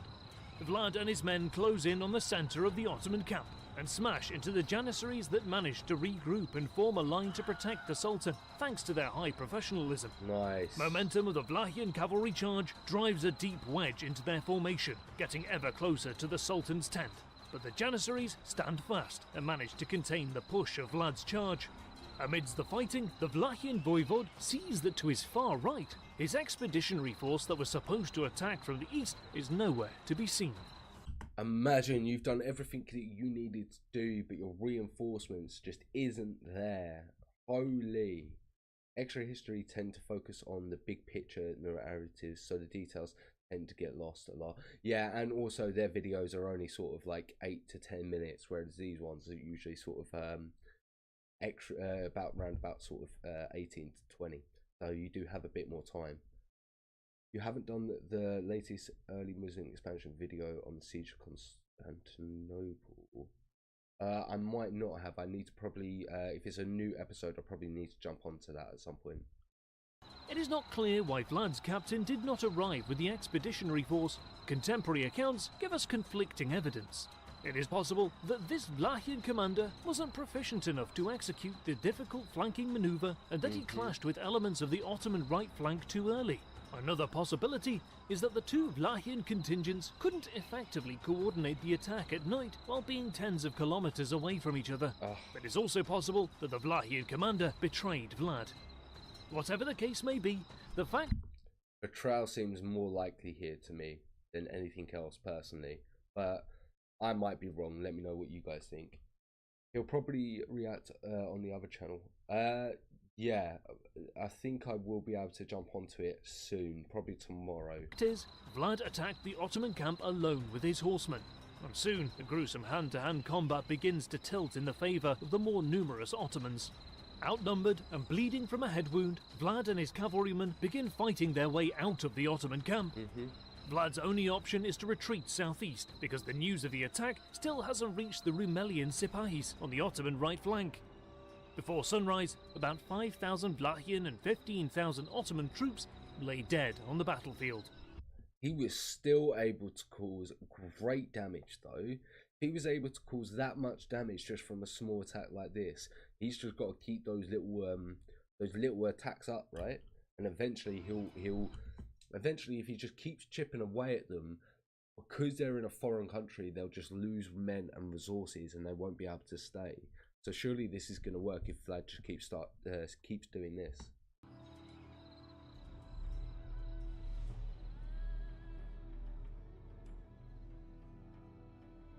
As the Ottoman march continues, they are met with a horrific sight. A field of dead Ottoman soldiers in their thousands, impaled and rotting in the summer sun. Mehmed takes stock of the situation and decides to bypass Târgoviște. He realises that Matthias will not be coming to Vlad's aid, and that he won't be able to force an open battle against the Vlachian voivode, so to continue towards Târgoviște would only expose his army to yet more ambushes and night attacks from the elusive Vlad Țepeș. The Sultan is aware that the Vlachian voivode can keep That's smart by Mehmed for not going any more north. outmanoeuvring the less mobile Ottoman army and slowly bleed them dry using guerrilla tactics. The Sultan's assumptions prove true, as Vlad delivers yet another major night attack near Buzău, inflicting yet more losses to the invading army. Mehmed decides to march towards Brăila, where his fleet awaits. The Sultan also correctly predicts that he can weaken Vlad's political position by leaving behind Radu to take the throne with the support of the Akinji cavalry. Radu indeed quickly wins the support of the greater boyars by giving them many privileges, and he soon takes control of the voivodal residence in Bucharest and Târgoviște, as well as voivodal lands, subjects and trade routes in the south of the country. And this is where Vlad has to go into hiding, This right? secures fiscal stability for Radu, enabling him to establish his rule by August 1462. In the meantime, Vlad retreats into northern Vlachia. Without the support of the greater boyars, it is unclear what is the reach of his authority at this point. However, he still holds two important trade routes, the Red Turret Pass and the Bran Pass, both strong defensive positions. The voivode knows that the Akinji will finish their pillaging and retreat back to Bulgaria before winter, which will leave Radu exposed, and he intends to ask for support from King Matthias to depose Radu. In November, Vlad and Matthias meet at Brasov, but the Hungarian king refuses to aid Vlad, knowing that if he supported an attack against Radu, the Ottomans will perceive this as a declaration of war. Enraged, Vlad decides to attack Radu without Hungarian help. In late November of 1462, Vlad heads through the Bran Pass. At the Oratia fortress, he is ambushed by Jan Giskra, a Bohemian mercenary commander now in the service of Matthias. The king orders Vlad's arrest in order to prevent the outbreak of a new war. With Vlad And this is where he gets sent back to the Ottomans. For a Vlad while, imprisoned, his brother Radu's rule is secured, and Vlachia is now firmly in the Ottoman grip. But for how long? Against all odds, Vlad the Impaler came close to changing the course of history, but he was ultimately unable to stop Mehmed II, the man who transformed the Ottoman Sultanate into the Ottoman Empire, and became known as Mehmed the Conqueror. If you want to learn more, sign up for a free trial with the Great Courses Plus. I enjoyed that reaction, guys. What another great series to start, for sure. Extra History Marche makes amazing content, and it's definitely interesting to find out a bit more about Vlad and also the Ottoman Empire as well. What are we going to jump onto next? I think we're either going to jump back onto Iwo Jima, or we have the Pearl Harbor minute by minute, which I was also interested in, has been requested and is on the list as well. So we might jump onto that in a bit as well. But we're going to do some Iwo Jima first, and I think we're going to do the last 3 episodes to finish this series off. How we all doing, guys? You all good though?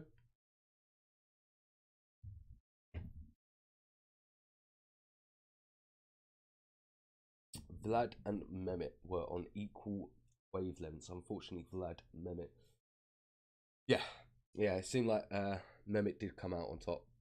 It seemed like Vlad had a lot of things sort of going against him as well. Obviously, he had a much smaller area, so much smaller resources to rely on. Wasn't able to get as many allies, which I'd imagine the Ottomans were able to get more allies. The Pearl Harbor one sounds interesting.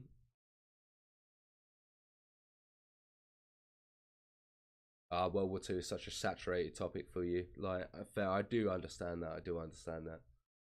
What we'll probably do is we'll probably stay on this Iwo Jima, finish this one off, and then see where we go from there. Got another hour or two left in me.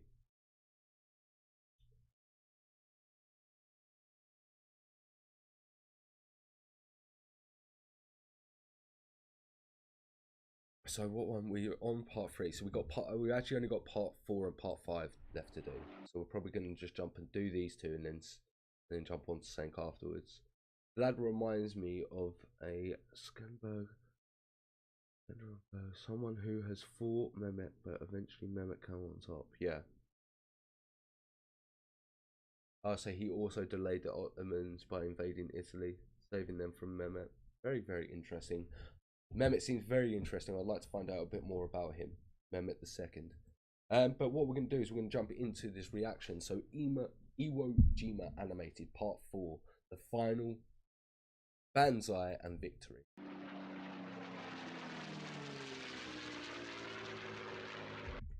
Sister channel, the Intel Report.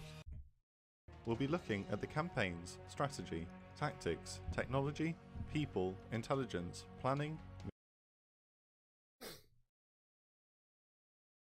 Oh, why is this being so slow?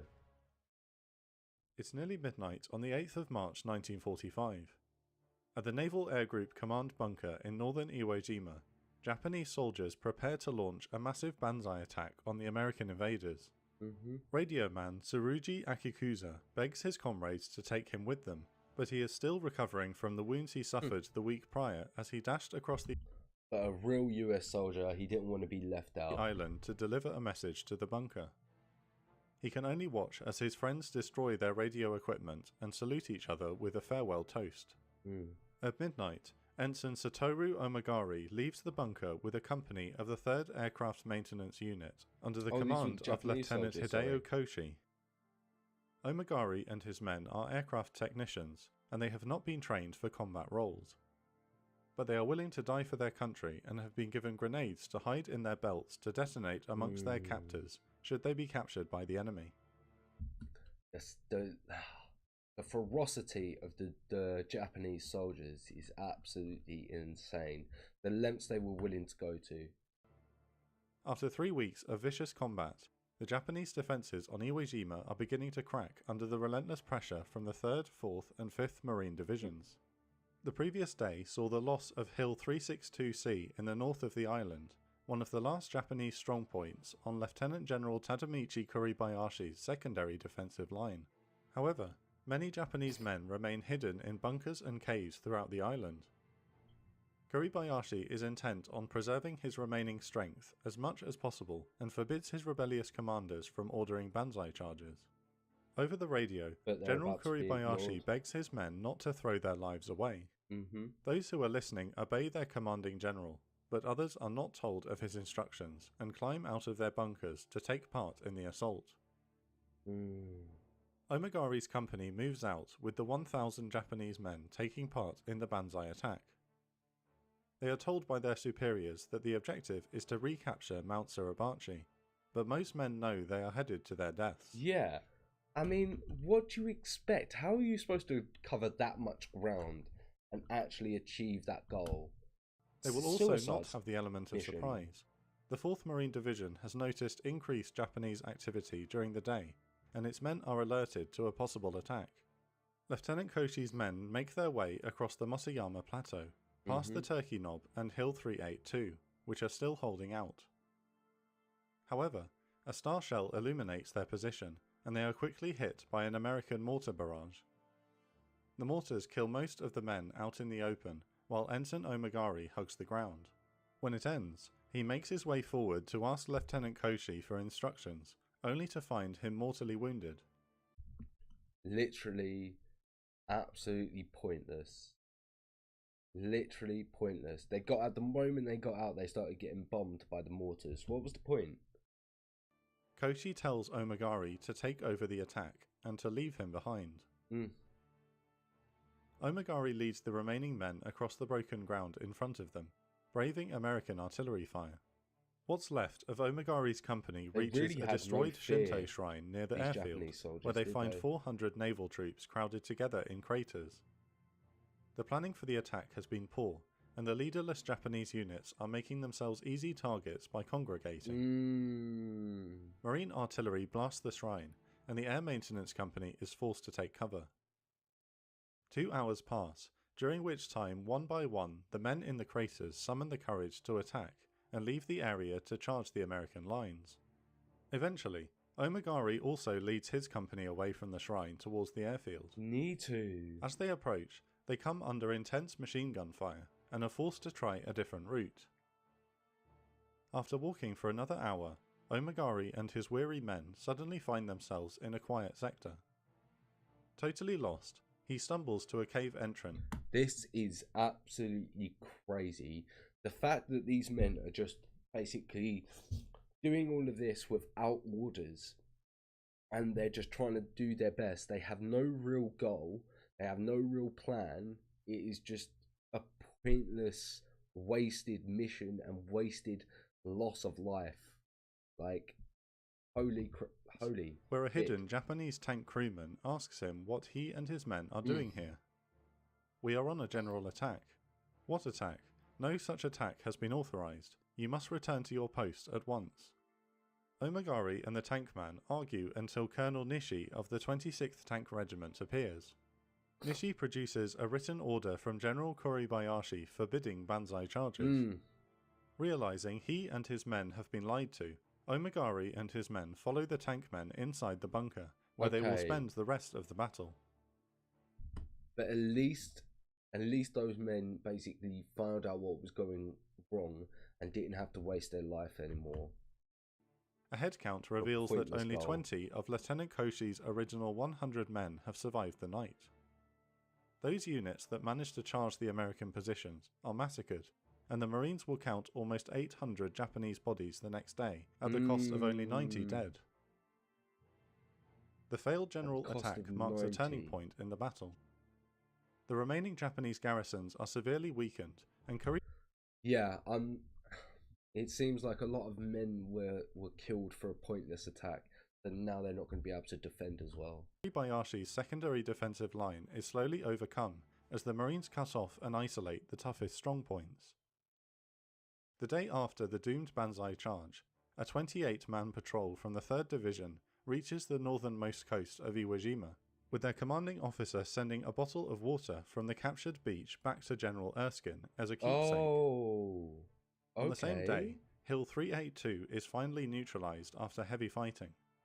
With defeat imminent, Kuribayashi retreats to make his last stand in the northwest corner of the island, an area that will become known as Death Valley. The last phase of the battle is not without casualties. The US Marines continue to fight for every inch of the jagged, rock-littered ground north of the 2nd Airfield. Literally, and you think at the start of this video they thought that the Japanese were just going to hand it over once they started losing, but they're literally having to fight for every single inch of this one small tiny island. So that's what made the US fear of what they would actually have to do if they invaded Japan. Like if the Japanese people were willing to fight over this one island for every single sort of inch of land, what were they willing to do for their homeland and their actual country, you know?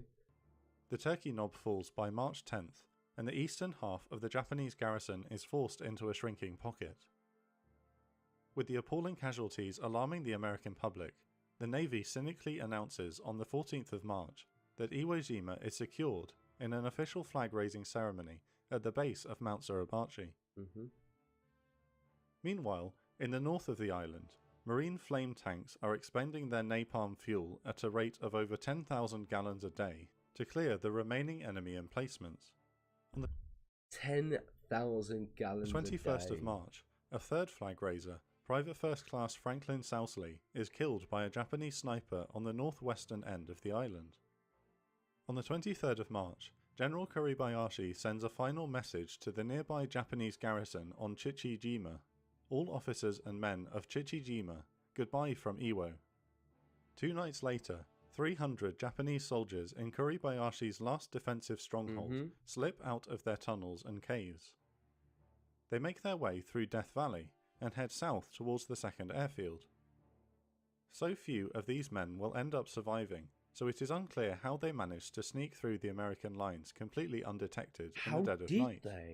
They creep silently through the ravines and gullies. How many men got past the line that the Marines have been fighting through for the previous month? Some US Marines would later report that they thought they saw shadowy figures in the darkness. Once on the edge of the airfield, the Japanese soldiers split. Mate, that is impressive. The fact that so many of these soldiers are getting past the American lines to actually into get three to groups to get to the volcano point and reinforce that area and prepare to attack a newly constructed American camp. This tented area is currently occupied by Seabees, the 5th Pioneer Battalion, and second line troops who are unaware of the approaching danger. At just past midnight, the Japanese soldiers leap to their feet and give a loud banzai as they charge towards the camp. Holy shit! I didn't realise they're about to kill soldiers who are sleeping. Because that's unfortunate. The confused Americans are awoken by the sudden attack. The Japanese slash men in their tents with bayonets and then throw grenades and fire wildly. That's fucking terrifying. And oh my god, imagine being asleep and then you just have to hear your pal next to you just getting bayoneted. You have no chance. You've got nothing around you.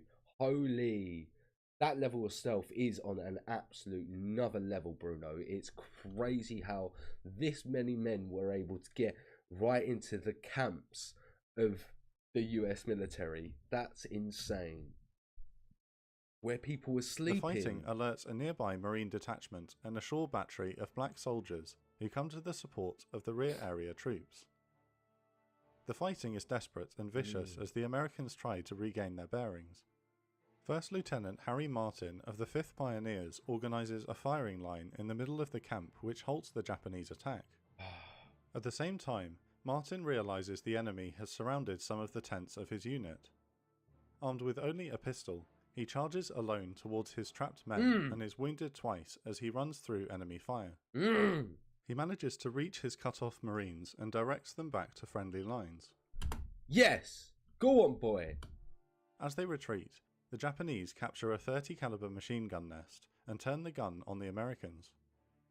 Martin again charges, firing his pistol at the machine gun nest and manages to kill all 3 occupants. Mate, Martin is doing bits! He calls for his men to follow him into a counterattack this fucking before he is Donnie's killed sick by a Japanese grenade. For his rest in peace, but you've done so much. You've done so much and you saved so many of your comrades' lives. Well played to you, my friend. Actions. Lieutenant Martin will be the last Medal of Honor recipient on Iwo Jima. By dawn, almost every enemy soldier has perished at the cost of 172 American casualties. It is believed that General Kuribayashi personally led this attack, but his body is never found. What do you guys think? I don't think he did lead the attack. I don't think he did. And just to confirm, I think they said around about 1,000 soldiers snuck out. So that means that 1,000 Japanese soldiers lost in that battle, and only 150 American soldiers were lost. The following day, the 26th of March, D+35, the local Marine commanders declare the island conquered. Easy Company of the 28th Marine Regiment attends a dedication of the new 5th Division Cemetery under the shadow of Mount Suribachi. 310 men, including replacements, served in Easy Company during the battle. Only 50 are left to attend the ceremony.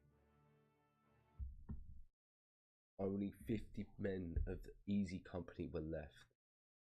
Holy shit, that poor company had to deal with so much. The Battle of Iwo Jima is declared officially over on the 26th of March, after 36 days of fighting.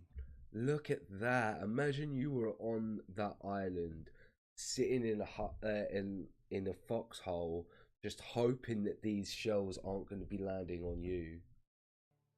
Look at all that However, smoke in the over background. 2,000 Japanese soldiers remain hidden in the miles of tunnels and caves. So there's still 2,000 soldiers left. When the replacement occupation force of US Army units arrive, these hidden fighters will cause untold chaos. The 147th Regiment of the Ohio National Guard will continue anti-guerrilla activities to flush out these remnants for months after the Marines have left. Radioman Tsurugi Akikusa and Ensign Satoru Omagari will hold out until May before giving themselves up to the Americans. The last 2 Japanese soldiers will finally surrender on the 6th of January 1949. 1949. After the World War has finished. In total, the Americans suffer over 27,000 casualties. 27,000! 27,000! 27 Medals of Honor are awarded to Marines. Wait, I did hear that correctly. It weren't 2,700, it was 27,000. 1949. Right? In total, the Americans suffer over 27,000 casualties.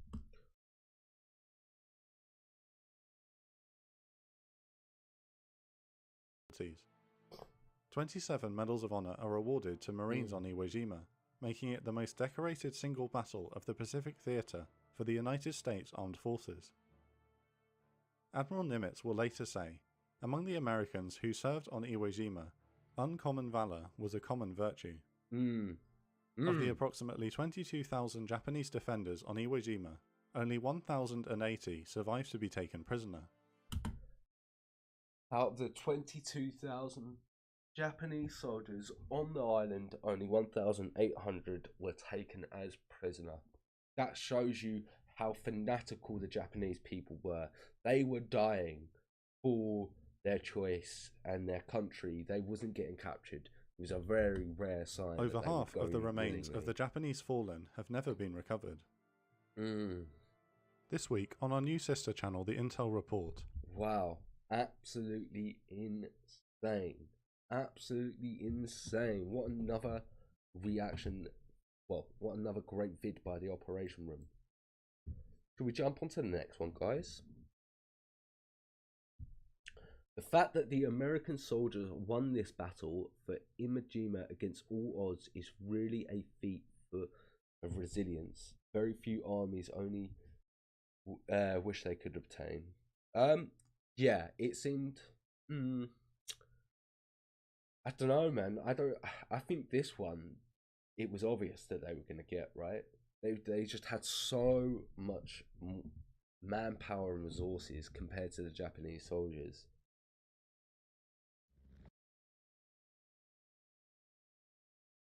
Okay, so we have got.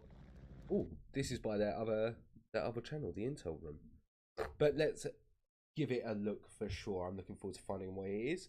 So it's Iwo Jima, the US Marines' bloodiest battle. Let's see what they've got in store for us.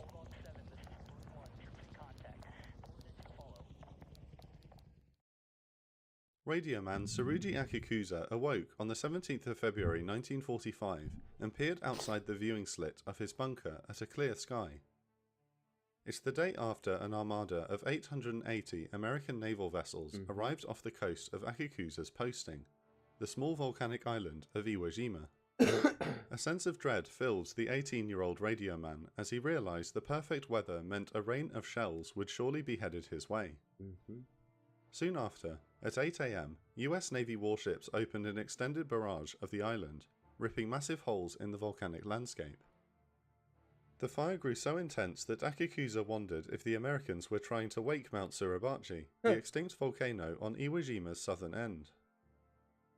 After a few hours, the barrage briefly lifted as 4 US destroyers moved within 300 yards of the shoreline.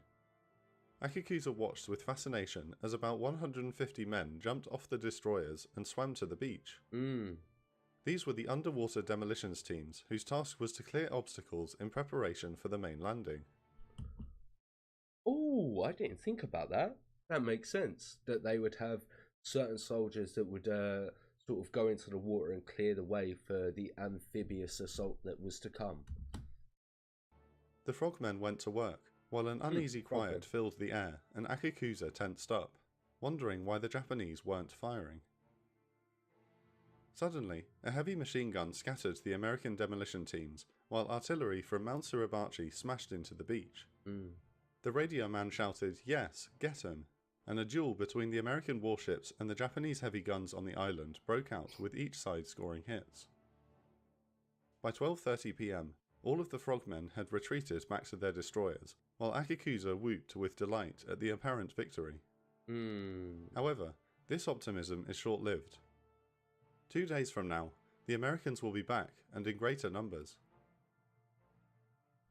This video is sponsored by Enlisted, a free-to-play World War II multiplayer shooter. The US Joint Chiefs of Staff approved Operation Detachment, the assault on Iwo Jima. The island lay directly on the route taken by American strategic bombers on their way to mainland Japan, and Japanese fighters from Iwo Jima routinely harassed the B-29s. But that's why it was Thus, such a good it was deemed strategic necessary point. to seize the small island, which had an area of just 8 square miles. Lieutenant General Holland Smith only 8 square miles. Commanded the operation, which involved 3 divisions totaling 70,000 Marines. American planners estimated that the Japanese only had around 12,000 weakened men defending the island, and they would not offer serious resistance after months of continuous aerial bombardment. D-Day was set for the 19th of February 1945, with the 3rd, 4th and 5th Marine Divisions taking part in the invasion. However, the Japanese intended to defend the island to the death. In the months prior to the invasion, Lieutenant General Tadamichi Kuribayashi ordered 22,000 men to dig miles of tunnels and construct hundreds of fortified bunkers. That's crazy that they got that done though. Kuribayashi privately accepted that Iwo Jima could not be held against such overwhelming American firepower, but he planned to make the invaders pay for every inch of the island. His strategy broke with conventional Japanese military thought. Rather than concentrate most of his defences on the beaches to oppose the landings, Kuribayashi intended to lure the Americans into an attritional battle within Iwo Jima's difficult landscape. He also distributed orders to his men which said, "We shall not die until we have each killed 10 of the enemy." As part of his plan, costly banzai charges are strictly forbidden in order to save the strength Mate, that video footage there of those men doing a banzai charge of the Japanese garrison as long as possible. On the 16th of February 1945, the American invasion fleet arrived off the shores of Iwo Jima, and the preparatory bombardment began. Although General Smith and Marine operational planners had requested 10 days of shelling before the men stormed the beaches, the Navy granted just 3 days for fear of wasting ammunition. So there we go. In the first video that I reacted to when we started this, it sounded like they were like bombarding it for 73 days, but they weren't. They were only bombarding it for 3 days, but they originally asked for 10 days. This was further cut down to only 13 hours due to poor weather hampering visibility, along with reluctance to expend more munitions than deemed necessary. Smith was furious at these changes, but his concerns went unheeded. Meanwhile, the Japanese defenders patiently waited out the barrage in the extensive tunnel system, which proved near impervious to American shelling. On the morning of the 19th of February, the Marines boarded their landing craft and set out for Iwo Jima's beaches, while the final barrage from Navy warships and aircraft intensified. Because of the island's rough terrain, the only beach suitable for landing men and material was directly beneath Mount Suribachi, the highest point on Iwo Jima. Capturing the extinct volcano would be a priority objective for the 28th Marine Regiment of the 5th Marine Division. In the centre, the 23rd and 27th Regiments would seize the island's southern airfield. On the northern landing beaches, the 25th... It seems to be all the same information that we've sort of already gone over, hasn't it?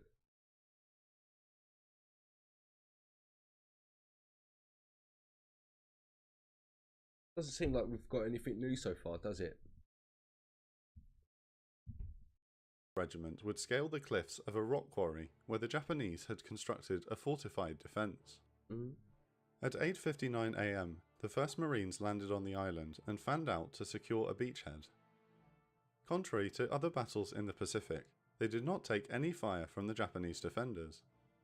Although some Marines believed the barrage actually did destroy the enemy, General Kuribayashi's strategy was to allow the Americans to land without initial opposition. Once the beach was clogged with men and material, except for the Kuribayashi video gave the footage, order it to seems. open fire. A hurricane of artillery and machine gun fire caught the Marines out in the open and caused severe casualties amongst the first waves.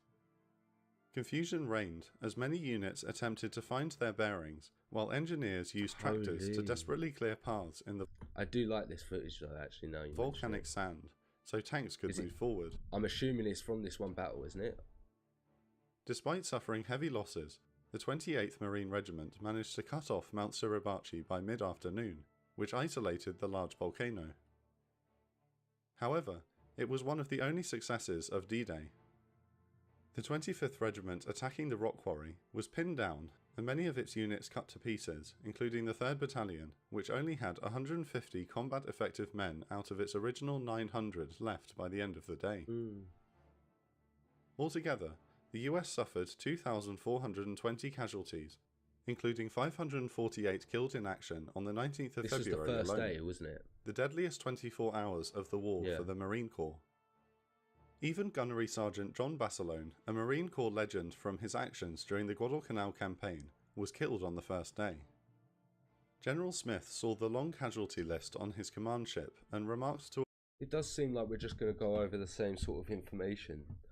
So I think we might leave this reaction. Shall I leave this reaction? Jump onto something else? Or should we continue with it? a war correspondent. I don't know who he is, but the Japanese general running this show is one smart guy. The 2 following days... Okay, that was a nice little bit of extra information. So even the American generals knew that the Japanese general was making the smart moves in this situation. Saw slow progress as the 25th Regiment struggled to clear the rock quarry, while the 28th Regiment faced a slog up Mount Suribachi. Yet, in the centre, the 23rd and 27th Regiments successfully overran the southern airfield by D+1, surprising General Kuribayashi. The Marines gradually captured the southern half of Iwo Jima, supported by massed artillery, naval gunfire and ground support aircraft. On the evening of the 21st of February, Yeah, it seems like they are just covering the whole 4 the episodes Japanese as quick launched as a they mass can. kamikaze attack on the American fleet supporting the invasion. 2 aircraft dived into the escort carrier USS Bismarck C, which exploded and sank, while 2 more smashed into the fleet carrier Saratoga and caused massive damage. Despite the heavy losses suffered at sea, US naval aviation retained unquestioned air superiority off Iwo Jima.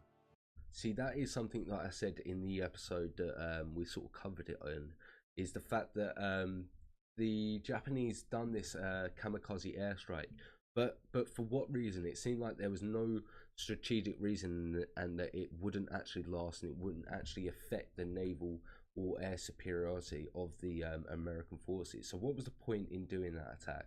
Which It greatly seemed aided the pointless to me. advance on the ground. On the morning of the 23rd of February, D+4, the 28th Marine Regiment finally captured the summit of Mount Suribachi and That they raised an did. American flag above the extinct volcano. Spotting the flag from the shoreline, Secretary of the Navy James Forrestal commented to General Smith, "The raising of that flag on Suribachi means a Marine Corps for the next 500 years," before asking for it to be brought to him as a souvenir. Which he didn't Instead, get, the lucky original enough. flag was stowed away, while 6 men of the 3rd Battalion 28th Marine Regiment secretly replaced it with a larger flag for Forrestal to keep. Associated Press photographer Joe Rosenthal caught a snapshot of the moment which became one of the most famous images of the Second World War. And we have all seen that image. With the capture of Mount Suribachi and the fall of the rock quarry by D+5, the battle... Look at that, man. Look at that. All the amphibious vehicles just being blown to smithereens and then the waves just bringing it to the shoreline. That's crazy. Now shifted to the northern half of the island, which was still strongly held by Kuribayashi's men. The Marines initially expected an easier fight, but soon found themselves running into the Japanese main defensive line. Casualties skyrocketed as the Americans struggled not just with... That was just World War II though, weren't it? You was just running into a firing line all the time and just hoping that the bullets weren't going to hit you. It's a good thing that they didn't have the defenders, that good aim, but the difficult terrain as well. Like the guns themselves. In some parts of the island, the Marines had to deal with hot sulphur fumes bubbling up from the ground, which only added to their misery. Once again, imagine that even the environment is out to get you. Nonetheless, the 3rd, 4th and 5th Marine Divisions slowly overcame major obstacles such as Hill 382, a fortified Japanese bunker nicknamed the Turkey Knob, and a series of ridges on the northwestern end of the island that one correspondent called Hell with Fires Out. These victories came at an astonishing cost, as the Marines suffered 7,000 casualties in 9 days for the capture of just 4,000 yards of enemy territory. On the 8th of March, men of the 3rd Marine Division captured Hill 362C, which finally broke the main Japanese defensive line, allowing other US units to force the enemy into isolated pockets. The loss of Hill 362C caused major concern in Japanese high command. Once again, you look at this imagery from the wars and from the time. And some officers who had been conspiring behind General Kuribayashi's back decided to take drastic measures.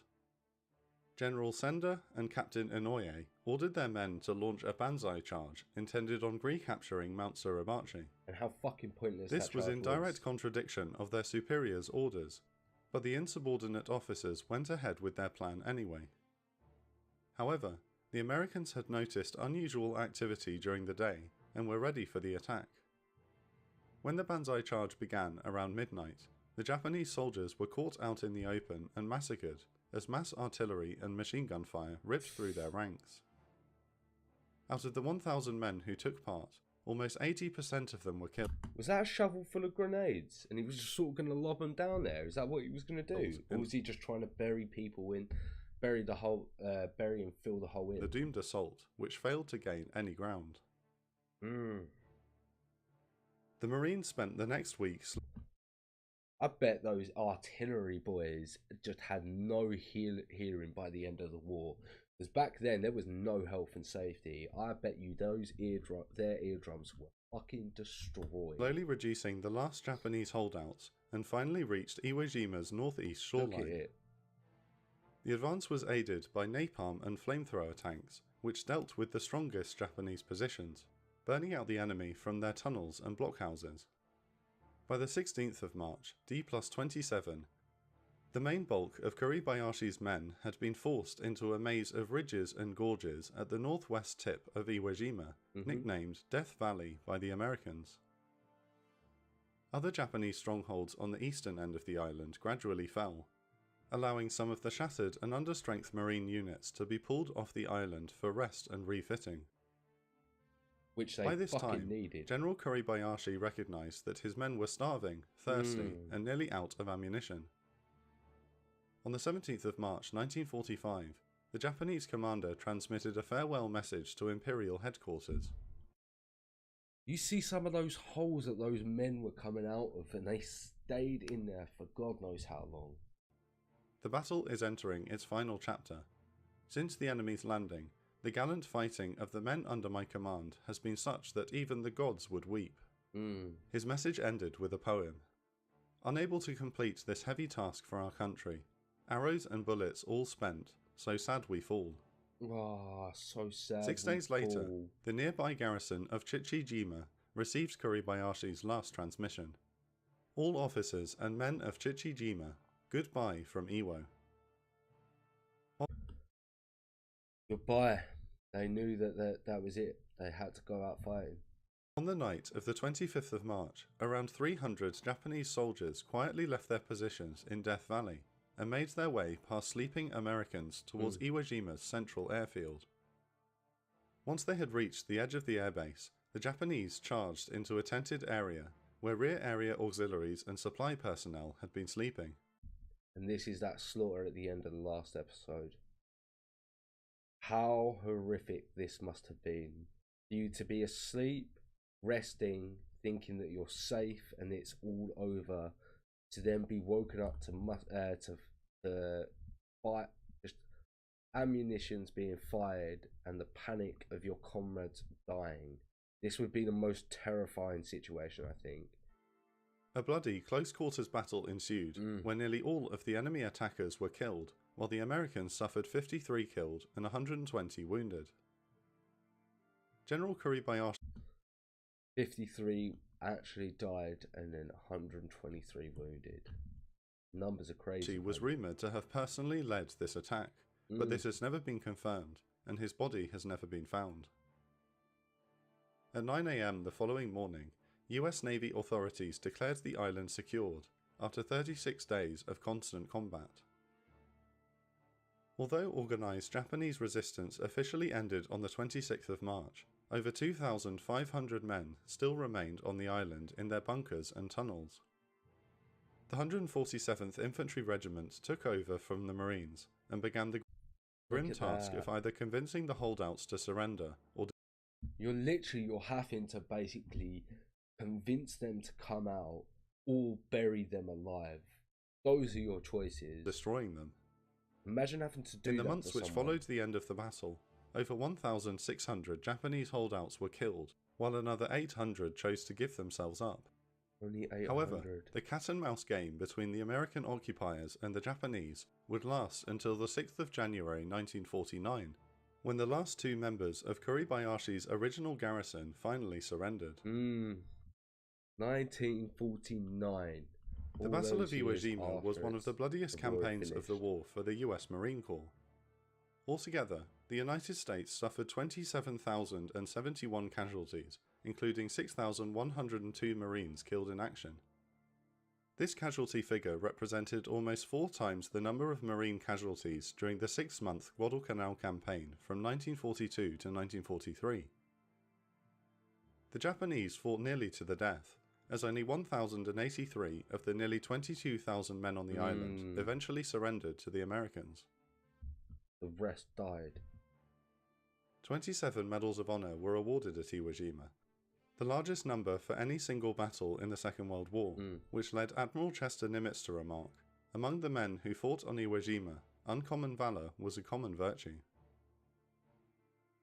That it definitely was.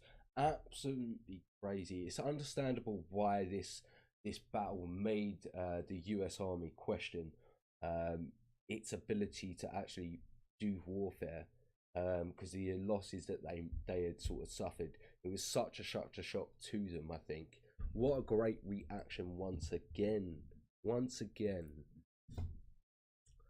Okay guys, I think I'm going to take another little break, and then I think I might take a couple of requests the last hour or so. So I'm gonna have a little break, about 5-10 minutes. Go for a toilet, refill my drink, maybe have a quick bite on a sandwich, and then when I come back, I can do 2 to 3 requests, and then we can sort of go from there. How does that sound, guys? Sound good?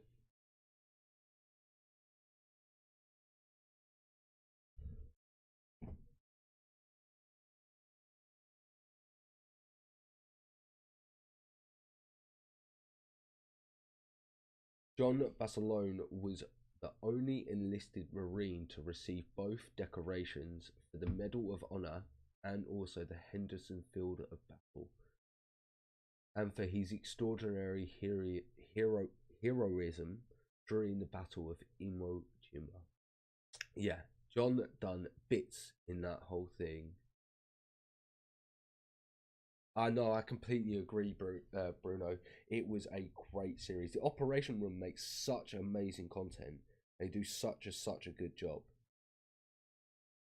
Such a good job indeed. Right, ladies and gentlemen, so we're going to take about a 5-10 minute break, and then when I come back, I'm going to take some requests and we'll see what you guys want me to do, and we'll go from there. So bear with me for a bit, and we will be back in 5 or 10.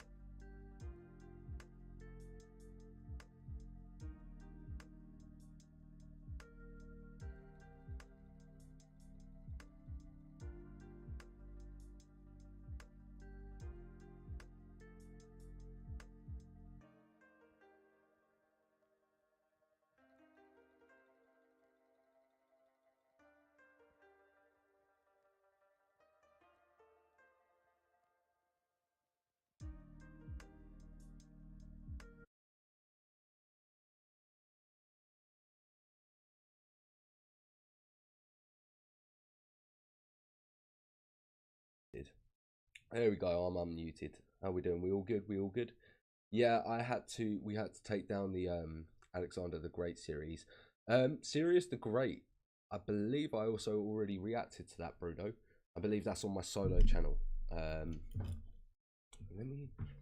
Yeah, I'm 90% sure I've already reacted to that video. Christopher, which Imaging War was it? This one. Is this the one you wanted me to react to, the second one?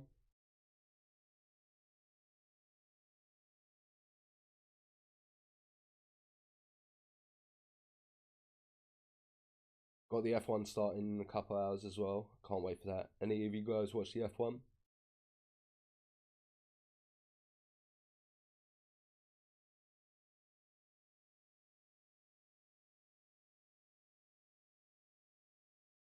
Alright, like, I'll definitely give that one a look soon then. Probably do that on the next stream on Tuesday. Because I'll be looking forward to seeing the Kings and Generals version of the story for sure.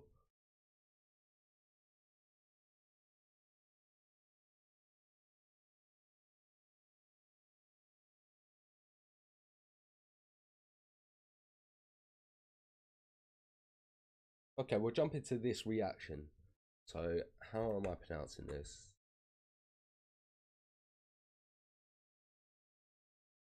Bruno, don't watch F1? Nah, that's fair. Bit of a niche sport, but it's a good one. Imjin. Imjin. Okay, we're going to start the Imjin War reaction. So we got Imjin War, beginning of the Japanese invasions of Korea. Let's go.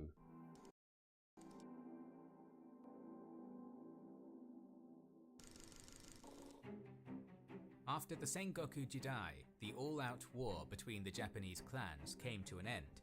It became clear to the winners that Japan would need to find another target for the hundreds of thousands of warriors now roving around the shattered country.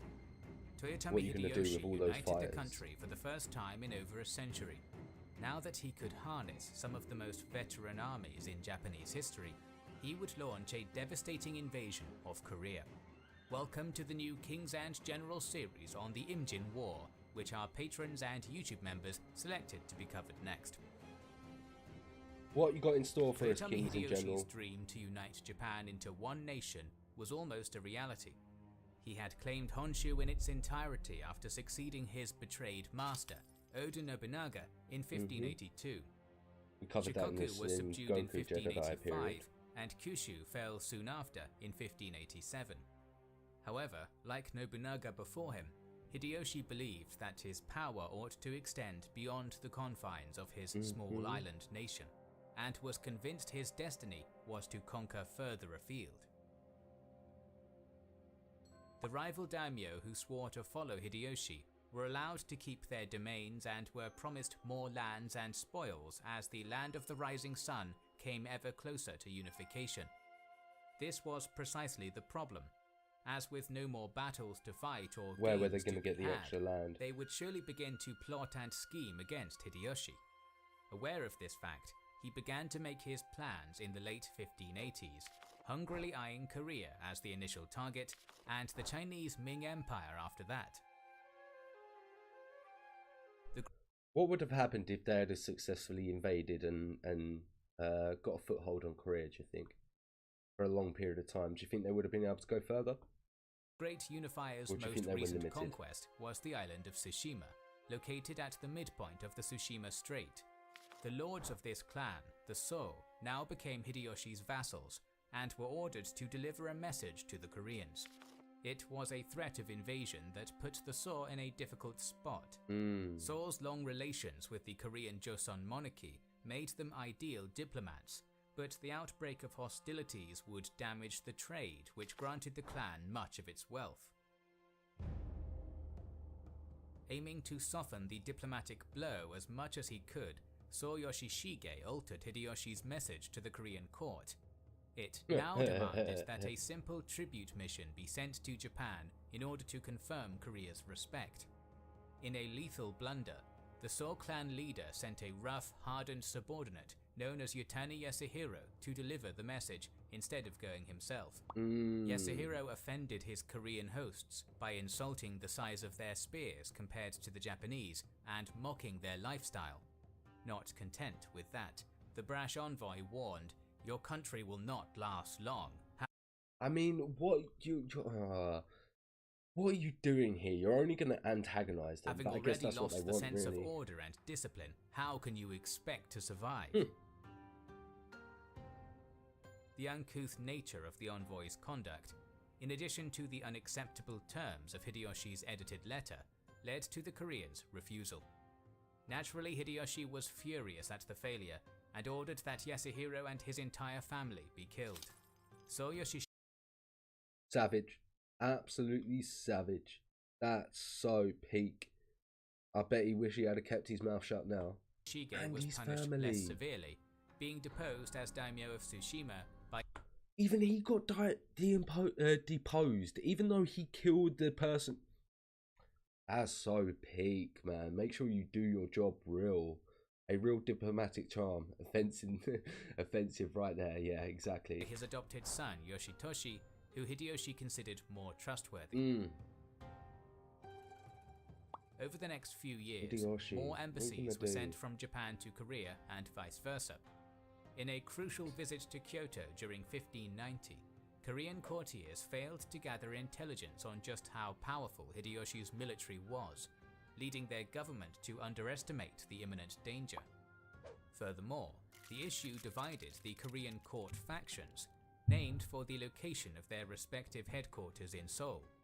Members of the Westerner faction gradually came to realize the very real peril Japan posed, but any attempt to prepare for the invasion was actively opposed by the Easterner group. What?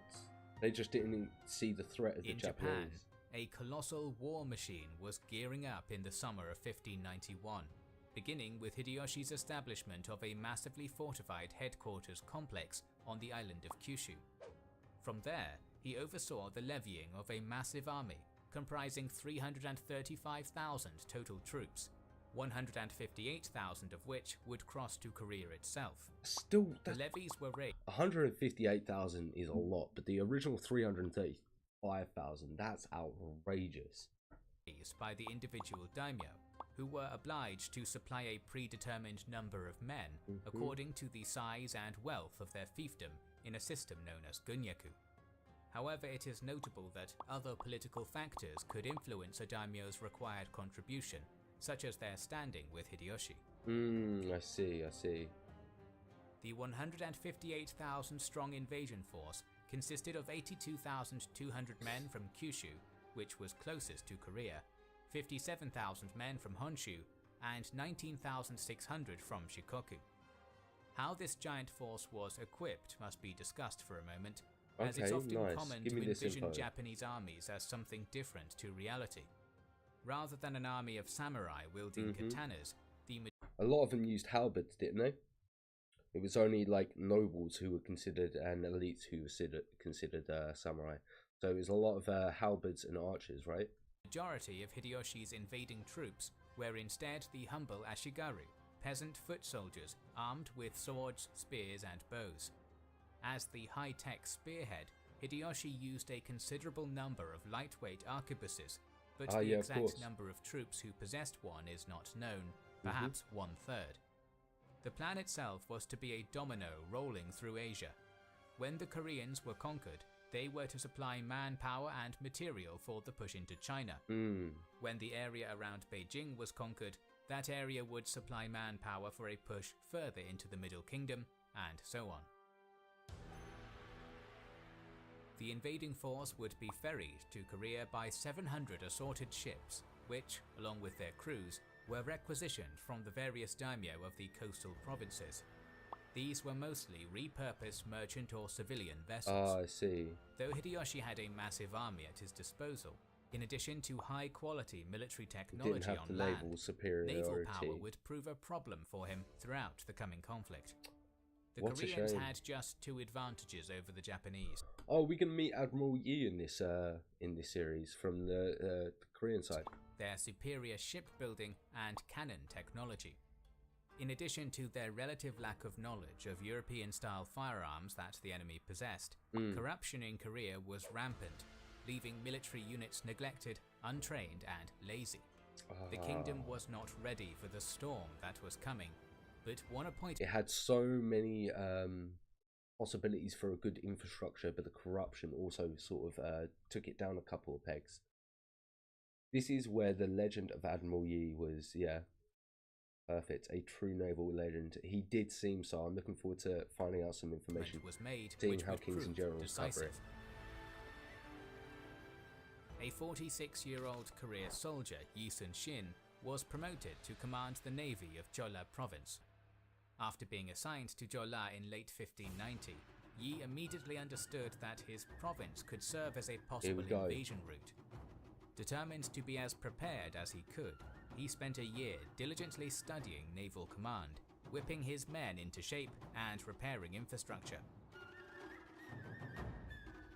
By the infrastructure, does he mean more so ports, or the actual infrastructure of his domain? After being delayed multiple times, 3 contingents of the first wave were ready to set sail by May 22nd.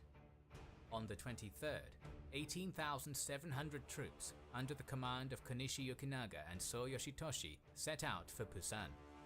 The warships earmarked to guard the troop transports had not arrived, and so this fleet was completely vulnerable.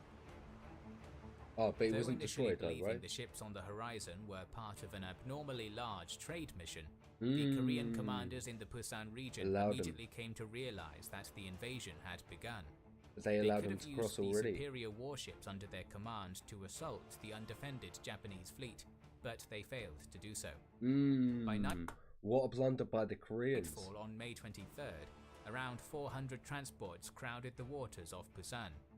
The fleet rested that night in the harbour, completely unopposed. After a final demand for an unopposed Japanese crossing to China was rejected, the landings began. At 4 AM on May 24, 1592, 5,000 men under Yoshitoshi disembarked onto the land, followed by another 7,000 under Yukinaga. Eventually, the entire first contingent was on land, and a Japanese army had landed on Korean soil without a single shot being fired. Wow. After 2 brief sieges, the main fortress at Busan and its harbour fell, triggering panic among military leaders in surrounding provinces. Yeah, I mean, they've come in, they've just bulldozed over one castle. You'd be worried if you had if you Instead was of acting decisively, under control of another one. Korean naval commanders scuttled their sizable provincial fleets and destroyed their weaponry and provisions, retreating north as quickly as they could. Which you would, you'd be shitting yourself.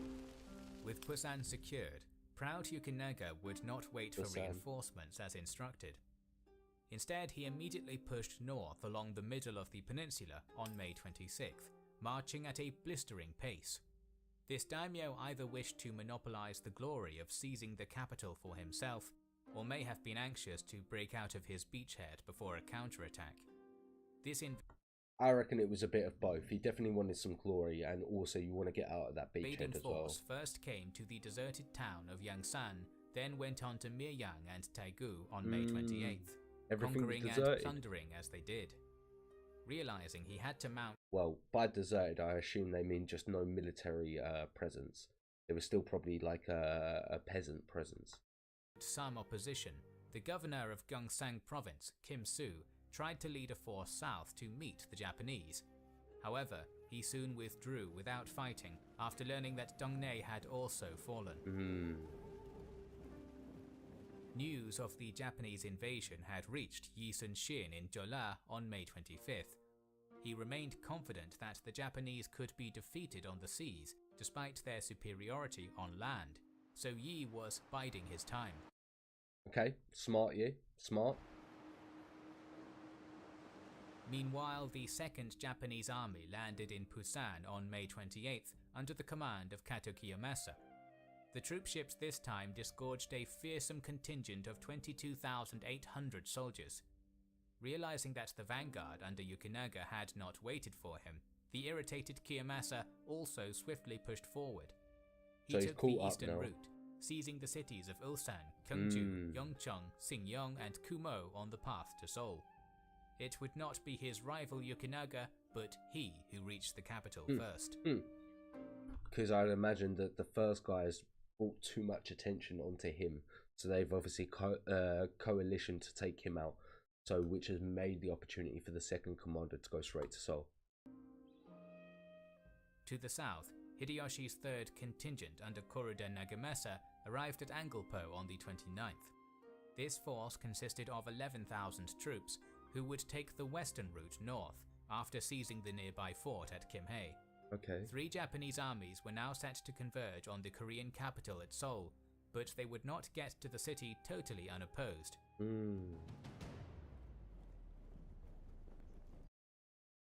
There were parts of the proto-beginnings, if you will, Imperial Japan. What do you mean by that, Bruno? Revered Or am I Joseon just being general stupid? Xin Lip had assembled a sizable resistance army of 8,000 at Cheongju, around 100 kilometers south of the capital, and he intended to fight.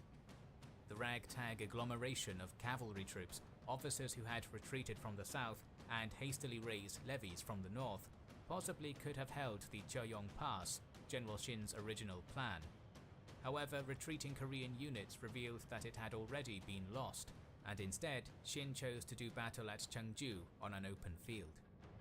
On an open field, really? At midday on June 6, 1592, as the Japanese were descending from the Cheoyong Heights, General Shin drew up his army outside Cheongju on a stretch of flat ground, hemmed in by a hill called Dagumdae to their flank and the South Han River behind them. So he's hoping that he won't be able to get flanked by the mountain pass, and he won't be able to get This was rid. a death trap with no possibility of retreat, and It was this also- was precisely the point. He also, I'm assuming he also didn't want to get outflanked as well, Placing right? troops in this kind of situation was a long-established Chinese military tactic which had led to remarkable victories in the past. Perhaps the Koreans could use it to halt the robbers, as they derisively called the Japanese. Forcing the men to stay there until the As very end. Yukinaga's first contingent descended from the heights, Kiyomasa emerged from the eastern route and managed to catch up with his rival daimyo near Cheongju. The latter was angered that Yukinaga had stolen the glories by storming ahead and demanded to now take the lead with his own force. He refused, and Kiyomasa decided that he would take revenge on his rival at Cheongju. As Yukinaga began his advance what way? towards Why the are you city taking from the revenge? southeast, the second contingent stayed behind, hoping their rivals would be defeated. It's so irritating when fucking generals bicker between themselves and just absolutely waste people's lives. Like it's a fucking game. Irritating. Fuming.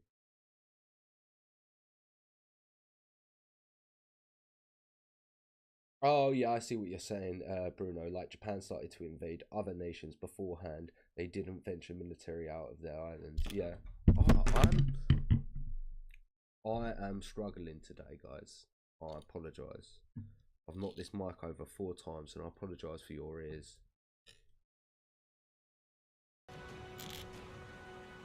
The attacking troops fanned out as they approached the town, finally emerging opposite General Shin's force in a vast arc. At 2 p.m. in the afternoon of June 6th, Yukinaga divided his army into 3 main units. 10,000 soldiers, under himself and his retainer Matsura Shigenobu, formed the vanguard, while So Yoshitoshi and his 5,000-strong contingent formed the left flank. Finally, 3,700 assorted troops commanded by their minor daimyos, Arimaharu, Omura Yoshiaki, and Goto Sumiharu, were placed on the right. Okay. Arquebusiers were placed on the front lines of the Japanese army, while behind them stood Ashigaru footmen armed with melee weapons.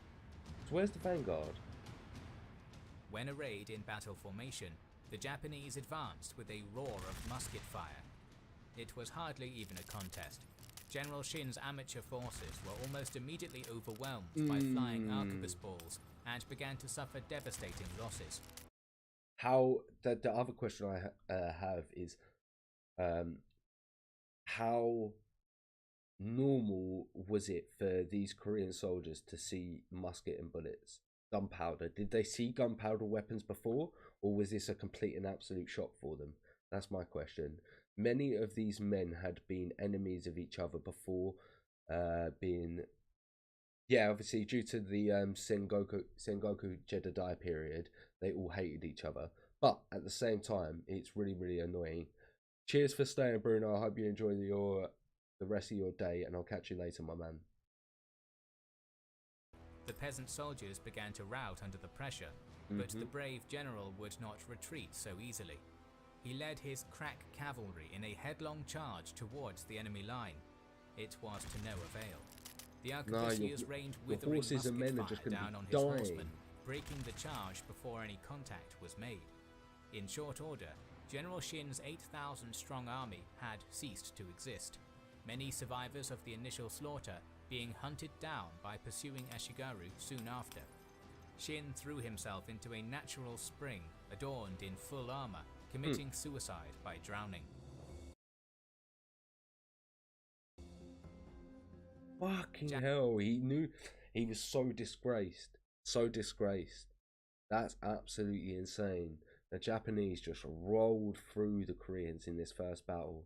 Japanese armies had advanced hundreds of miles into Korean territory in under a month. Allies seemed nowhere in sight, and the only significant defensive army had been crushed. It looked as though the Joseon Kingdom was finished, but the war was just starting, and in the next episode we will see mounting Korean resistance. So make sure you are subscribed to our channel and have pressed the bell button. Well, what a great episode. What a great episode indeed. Should we jump onto another one, or should we do the Kings and Generals Alexander series? I'll tell you what, we're actually going to jump onto the Kings and Generals Alexander series. We're going to jump onto that reaction, and then I think we'll jump onto another reaction. You will see the best admiral in history. Yeah, Admiral Yi. I've heard that Admiral Yi is absolutely amazing. I think I watched the extra credits series on him a couple of years ago, maybe, before I started reacting. So I do remember bits and pieces. So I'll be looking forward to seeing how Kings and Generals cover it. What do you guys want? Do you guys want me to jump onto the Kings and Generals Alexander series, or should we jump onto another episode of this? Probably only got one more in me tonight, and then I'm going to get ready for the F1 and bits and pieces. Still got editing to do for next week. Make sure you guys have got some videos. What do you guys want? Want me to just stay on this series, go on to the next one, or go on to a different reaction in general?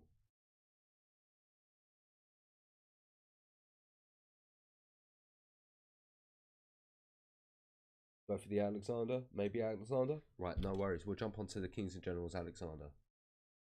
2 votes is good enough for me. Alexander the GOAT. Let's go.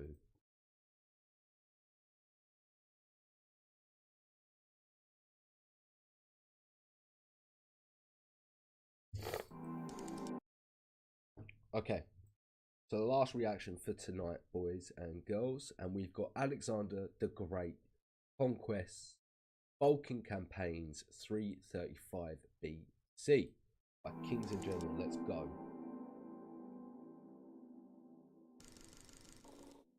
Of all the enlightened intellectuals, brilliant artisans, cutthroat generals, and great kings in world history, Alexander the Great is undeniably the most renowned and debated. Was this most legendary Macedonian king an enlightened ruler or a debauching tyrant? Sorry, my man, did he eventually outvoted. succumb Next to time, alcohol we'll jump or onto belief it in his own next godhood? week. We here at Kings and Generals, after a long delay, hope to provide some insight into all of those myriad questions and many, many more. I'm looking Welcome forward to how our you're going to series tell on them. the stunning conquests of King of Macedon, Alexander III. Our first video will cover just how Alexander recovered from the epochal death of his father, Philip II, and consolidated power. Many scholars, Let's go. millions Let's of see others how he in does learning, it. and to click the link in the description today. In October 336 BC, on the eve of launching his invasion of the Achaemenid Empire, Philip II of Macedon died to an assassin's dagger, leaving his ascendant kingdom to an uncertain future. But as soon as the monarch's body had been removed and order was restored, Antipater, one of Philip's most respected generals, immediately backed the late king's 20-year-old second son Alexander. Oh, okay, yeah, we didn't know that we had this guy involved from the Epic History TV's version. So, this Antipater, the fact that he sort of backed Alexander, do you think that was a significant detail? Do you think if he didn't back him, Alexander would have struggled? Do you think he really needed this guy to sort of back him? Who ascended to the throne as Alexander III. This young king inherited 3 key things from his father. Firstly, the new Macedonian army, with its stalwart phalanx, brilliant cavalry, and exceptional marshals. And I'm assuming there were probably veterans as well. Secondly, the Hellenic League, a post-Chaeronea hegemony over every other Greek state except Sparta. Okay, I see. So there was some sort of council, and they had the most superior power within the council, or the leaders of the sort of council. Finally, Alexander inherited a Macedonian bridgehead in Western Asia Minor, manned by 10,000 troops under generals Parmenion and Attalus. Okay. But these inheritances were... I see what you mean. They're right over on the side, providing a way for Alexander to get onto the Middle Eastern Peninsula. Everyone knows it is Alexander, knows about his military campaigns. To be honest, I don't understand why you continuously make videos watch about what you already know. Because in fact, I actually didn't know about Alexander really until we sort of touched on to here. But I also enjoy him, hence why I'll react to him.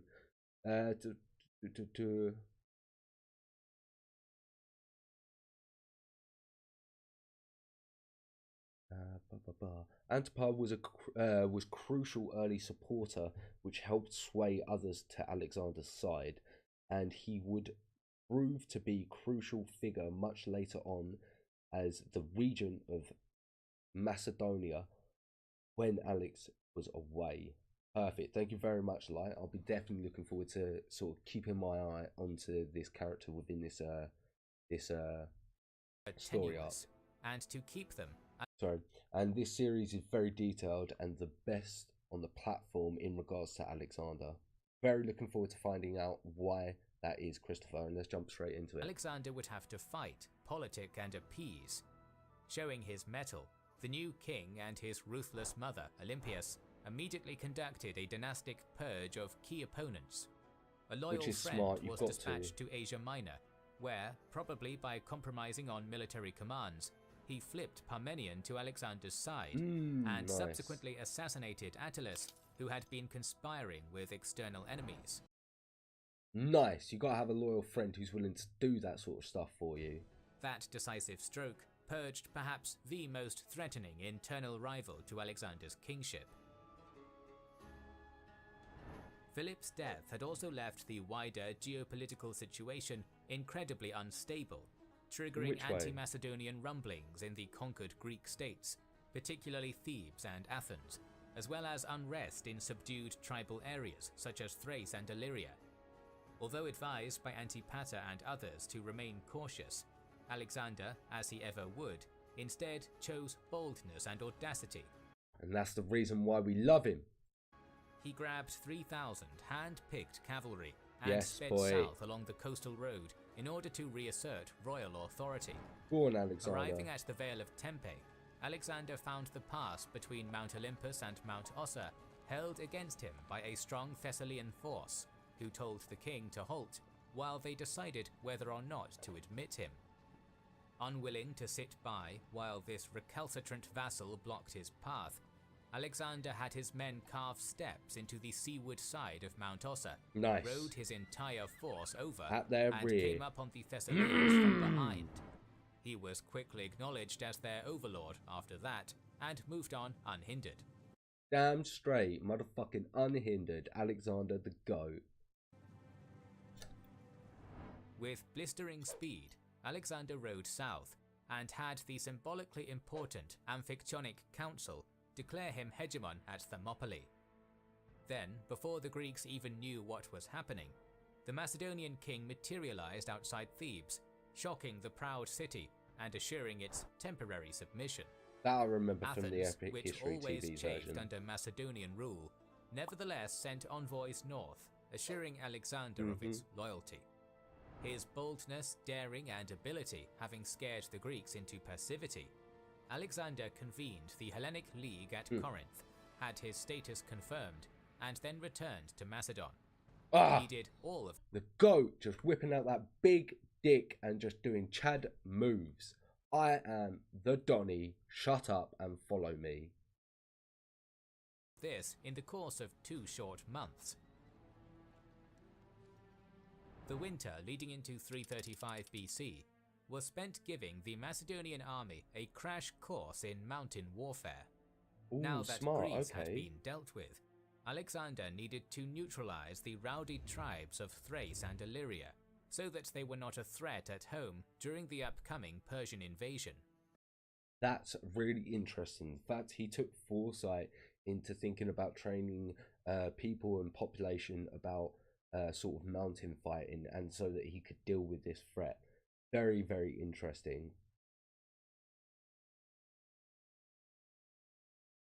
I don't mind that they're making sort of 16 episodes. Fine, as long as there's more content, I enjoy seeing it and watching it and reacting to it. When spring of 335 arrived, Alexander advanced north from Amphipolis at the head of 12,000 heavy infantry, Peshetyroi, 8,000 lighter infantry, and 3,000 cavalry. Okay.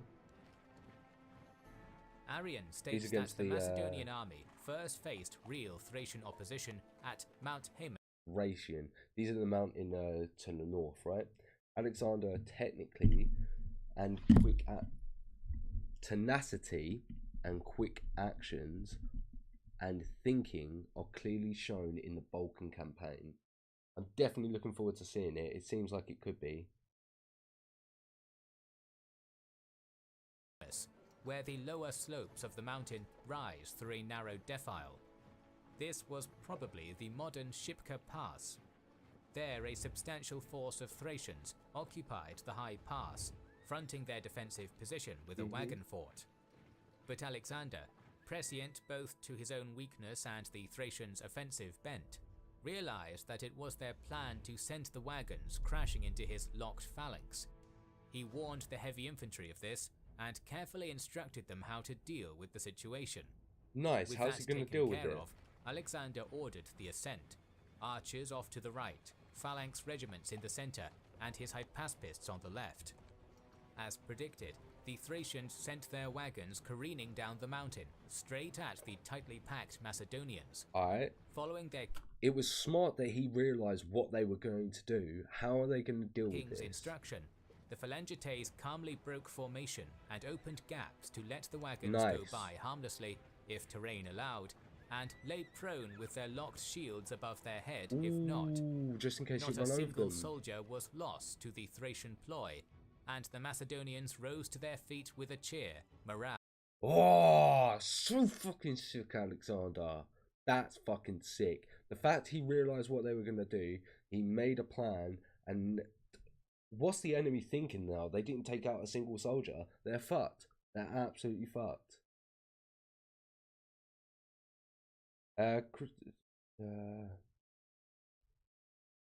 People are more interested in learning about Alexander. Again, you don't understand why, and the information about Belisarius is so much easier to find.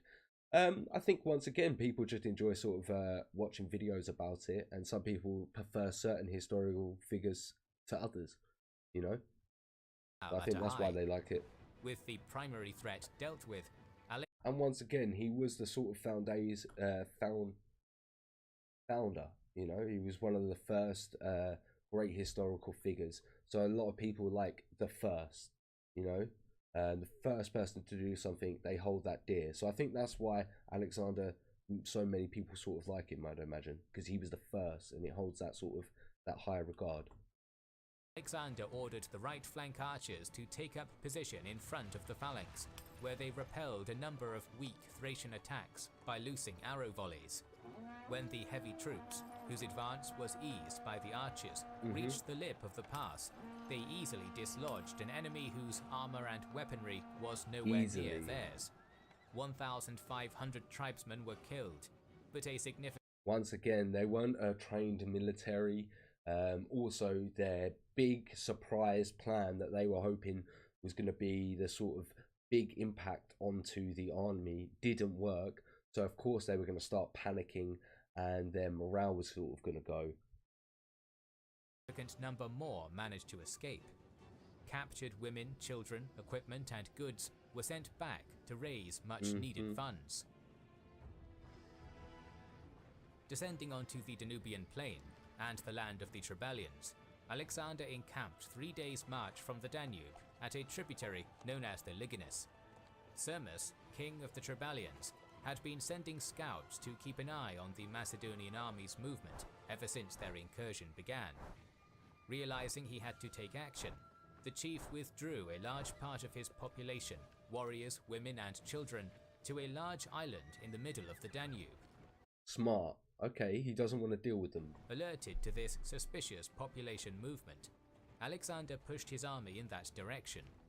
However, he had only just set off when the king had his line of retreat and communication cut by a second Trebalian force, which slipped in behind. It's only a small force though, right? Decisively turning about, Alexander fought this contingent in the process of encamping near the Liginus. His pace appears to have caught them with their trousers down, nice. And the barbarians retreated into a wooded glen. And now there's a bigger force coming as well. But once again, Alexander just being so quick and decisive and just acting on those decisions. So good. Loath to risk his heavy infantry, the king formed them up, but brought forward his missile troops to pepper the lighter armed Trebalians with arrows and bolts, until, unable to endure the hail, they charged out. With his Thracian foe now shorn of their defensive terrain, inside which they were notoriously good fighters, Alexander sent a wing of Hetyroi at either flank.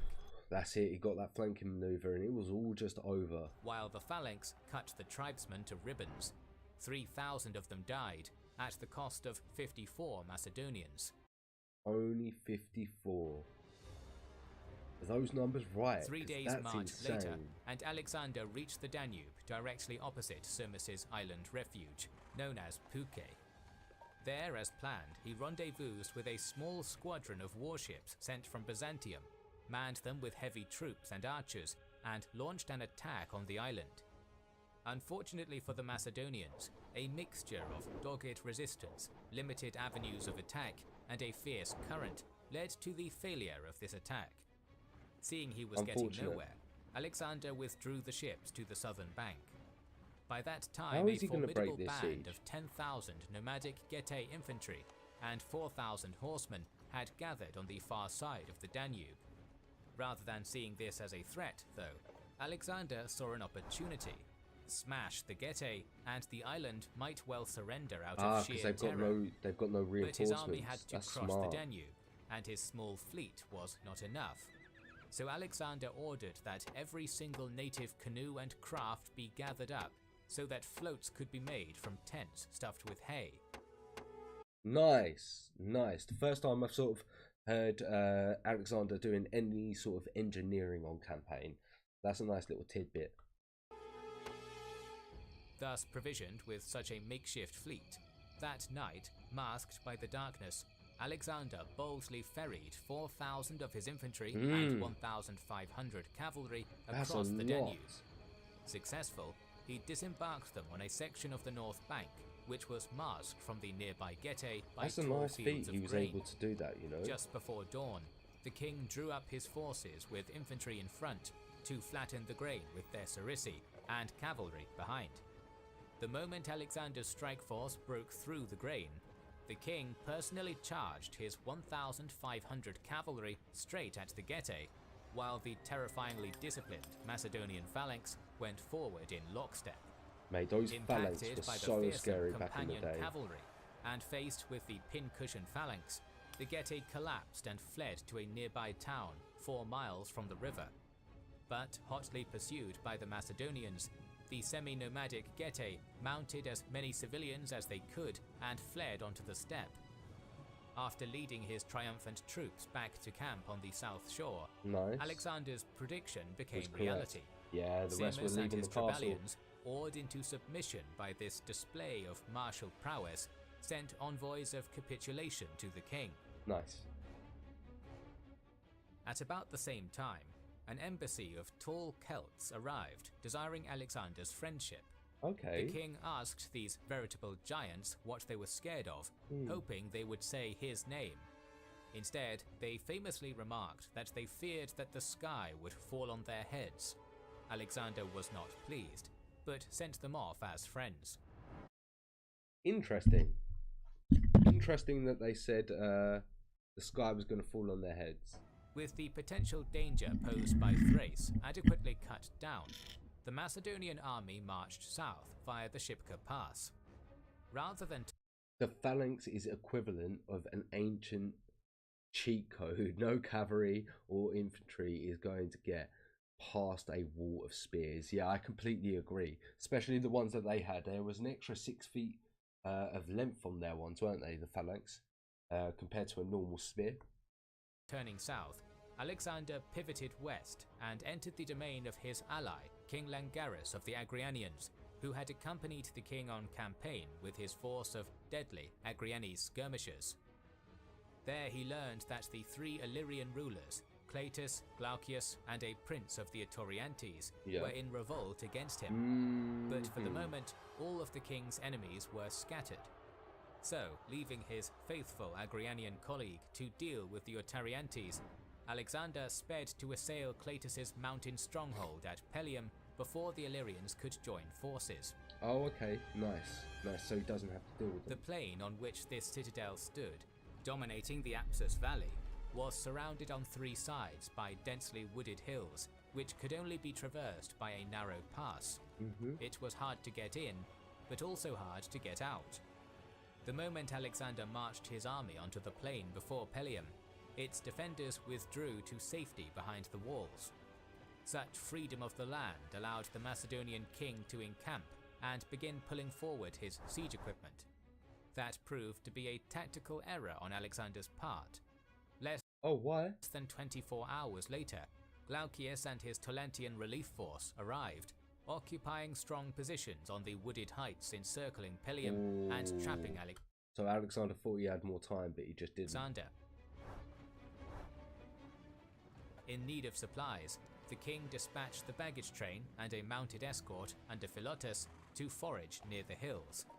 Noticing this, Glaucius shifted his forces and almost encircled Philotas, but Alexander reacted swiftly, moving to Philotas's aid with a picked force of Agrianes, Hypaspists, and 400 cavalry. The king managed to save his comrade and sent Glaucius back onto the hills. Despite this small win, the fact remained that the Macedonian army was in a bind, caused entirely by the king's hasty miscalculation. If Alexander attempted to withdraw through the narrow pass now, there was a danger that Cleitus's Pelium garrison would assail his men from behind. If he stayed where he was, unable to gather supplies and ringed by enemies, the result would be inevitable destruction. Really has got himself into a difficult situation. How is he going to get out of this? To his credit, Alexander thought fast and came up with a ploy. He drew up the Sarissa phalanx into a mass formation, 120 ranks deep, flanked by 200 cavalry on either side. Then the king had his highly disciplined infantry conduct drills. At a signal, the phalangites would have, in perfect unison, raised their Sarissi to vertical before lowering them to horizontal. Like a programmed machine of war, they pivoted right, left, back and forth again, all in utter silence. Disconcerted and enthralled by this unprecedented display of martial prowess, the barbarians were not ready when Alexander gave his final signal. Suddenly, the infantry clattered their spears against their shields and raised a war cry. At the same time, Is he the just left trying to flank shock them? of the Macedonian Hetyroi seamlessly formed into a wedge and charged a portion of Glaucius's men guarding the hills. Okay. The demoralized Torlantians, taken aback by the charge and the noise, mostly abandoned their hilltop positions and with Yes, Alexander. Yes. Literally just scaring the shit out of them, reducing that morale and getting them the fuck out of here. Fuck off. Absolutely fucking ballsy move. You are so fucking right, like, that is fucking jokes. Yeah, if they had called his bluff, that was it. He had no chance. That was it. The phalanx, it honestly blows your mind that Philip managed to completely transform the Macedonian army with such limited resources with the nation's poverty. It is very incredible that he was able to sort of manage to do that. Lucky for Alexander as well. Withdrew into Pelium. Taking advantage of the opportunity his maneuvering had created, Alexander marched his army towards an escape route, a ford in the Apsus just east of Pelium. He secured a hill overlooking it without resistance, and ordered the Hypaspes to cross first, followed by the phalanx. Okay.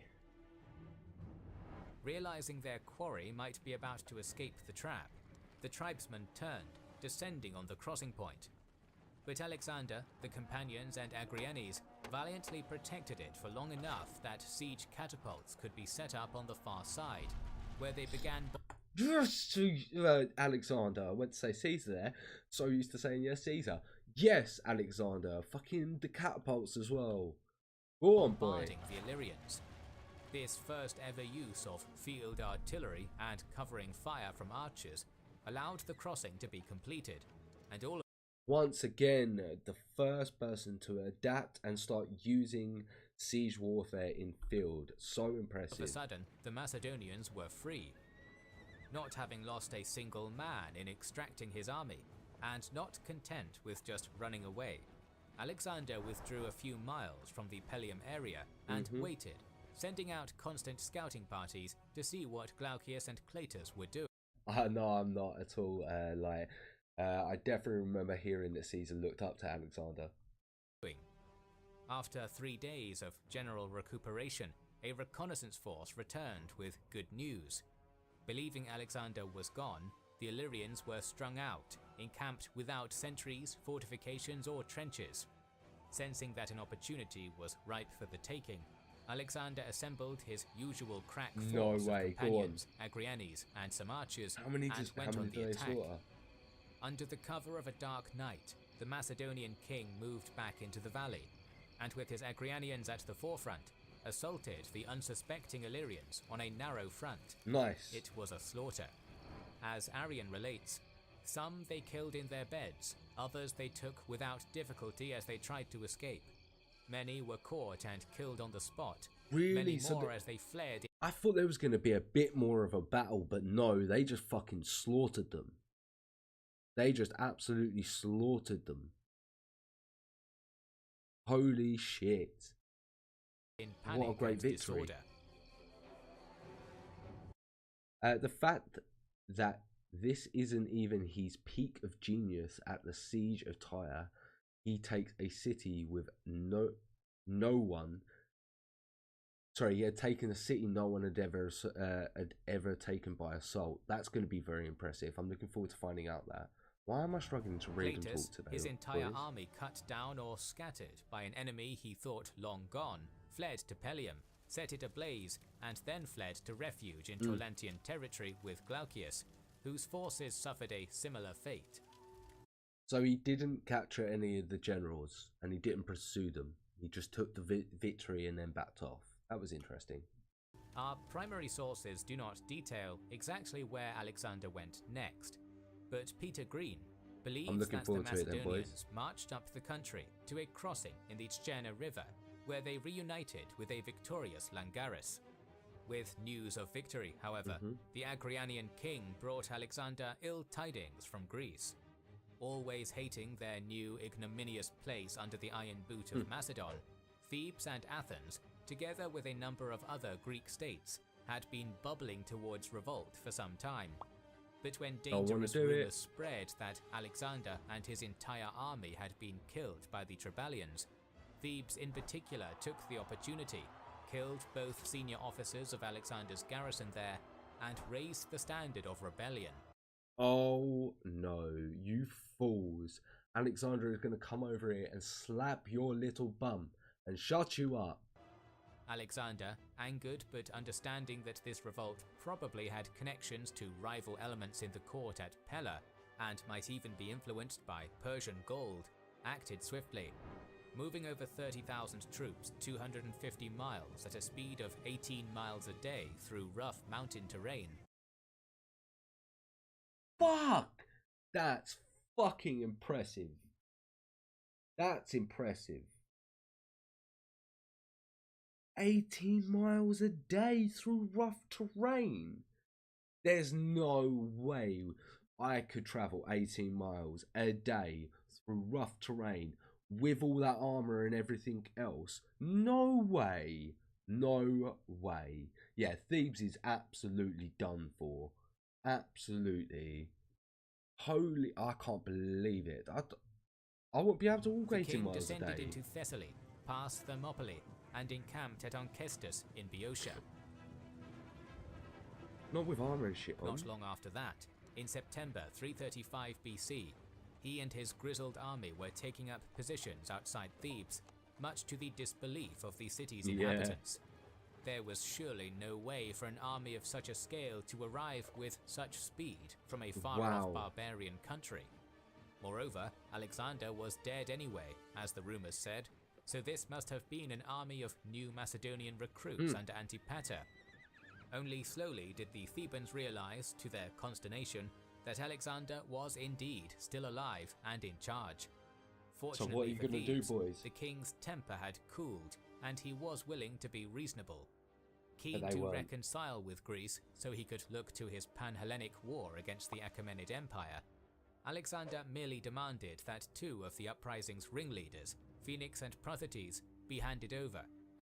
I mean, you killed two of my garrison's generals. I killed two of you. Fair. Completely fair. Remember that some of these men followed Alexander all the way. That means they marched from Greece to the edge of India. Oh my god. Absolutely And everything insane. else could be forgiven. The Thebans spat on this olive branch, making a brazen counter-demand that Philotas and Antipater should instead be handed to them. Moreover, all who wanted Greece free from this Macedonian tyrant should rally under the banner of the great king and Thebes. They are going to be As Alexander flew into a destroyed. rage at this nerve-grazing comment, Theban light infantry streamed from the gates and made lightning attacks on the Macedonian siege works with ranged weapons, killing a decent number of the king's troops, and even approaching his main position before they were repulsed. And it didn't seem like they took any Night fell, that much damage passed, themselves. and then the sun rose again, at which time Alexander shifted his army south to the Electra Gate, which was within shouting distance of his beleaguered garrison at the Cadmea fortress. I see. It is Men somewhat live inside difficult the to walls. reconcile the disparate accounts of what came next. However, after 3 days, it seems as though a segment of Thebes' army, smaller than Alexander's, left the walls and deployed to face the king, who arrayed a greater part of the relentless phalanx to meet them. Other smaller units were seconded to assault the city walls and attempted to breach the city, while another small contingent under Perdiccas remained in reserve, close to Just the in palisade. case. Smart. As Roman historian Quintus Curtius Rufus relates of the main clash, the Macedonians exerted a force that could hardly be withstood because of the numbers of their men and the weight of the phalanx, but the Thebans were superior in bodily strength and in their constant training in the gymnasium. Fighting with grim determination to defend their families and city from slavery, the defenders came within a hair's breadth of breaking the phalanx. However, at the decisive moment, the mobile reserve units under Perdiccas outflanked the Theban line and managed to break into the city itself. Oh, they swiftly actually followed broke by in. a detachment of Alexander's archers. Worse still, the Macedonian garrison in Cadmea, noticing the opportunity, broke out and caused even That's it. further disorder. That's it. When the king had his phalanx redouble their assault, The Thebans, realizing Yes, that the enemy was Alexander. inside the walls, routed. Yes, my Their man. cavalry managed to flee across into open country. So the enemy cavalry The got throng away, of but I stampeding, don't think terrified that matters. hoplites was so great that the Electra Gate became clogged and could not be closed before the main body of Alexander's infantry got inside. Bitter, brutal street fighting followed, during which a contingent of Thebes' soldiery fought a Look at valiant that. last stand near the Amphium. Look at that total war screen just there. Like, those phalanxes, you ain't getting anywhere near to stab a man with one of those, are you? Like, your shield is not going to hand up. You can't get within arm's reach to actually stab anyone. That's terrifying. Which a contingent of Thebes' soldiery. Imagine refusing peace when an enemy army is at your city's doors. I know, it's absolutely stupid. You would think, like you would at least pay him something to get him to go away. And then once he's gone, ignore him. Do you know what I mean? At least. Fought a valiant last stand near the Amphium. But the Macedonians and their allies, sweeping atop the walls and around the streets, butchered them from every side. Thebes was brutally sacked. Arrian tells us that the main culprits were Alexander's resentful anti-Thebes allies from Boeotia, such as the Phocians, Thespians and Plataeans, but the Macedonians certainly played a part. Doors were kicked in, houses and temples throughout the city stormed, and their occupants murdered or subjected to outrage without limit, be they man, woman or child. I mean, at the end of the day, you've forced them to lose men and take the city. What do you expect? By nightfall, of course the they're going to be bloodbath fucking had claimed angry. 6,000 lives, and 30,000 more were captured. Alexander Crazy. entrusted the broken city's final fate to the allies, who had been long subjugated to it. As he probably intended, these Boeotians decided that Cadmea would remain garrisoned, but the remainder of the city was utterly annihilated, and its land divided among the allies. Every woman and child would be sold into slavery. Holy shit, Alexander destroyed Thebes. Took it to the ground. News Crazy. of Thebes' grisly fate reverberated around. Like you said, the phalanx would remain vertically unstoppable until the advent of the Roman Maniple legionary system. I'm with you. Greece like an earthquake, prompting the execution of anti-Macedonian demagogues and the calming of revolts before they began. Compliance was the order of the day.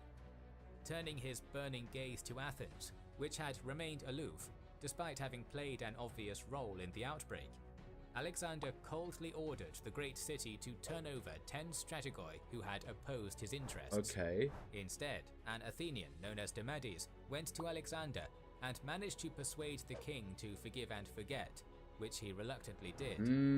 But this final clemency didn't avail him in the long term.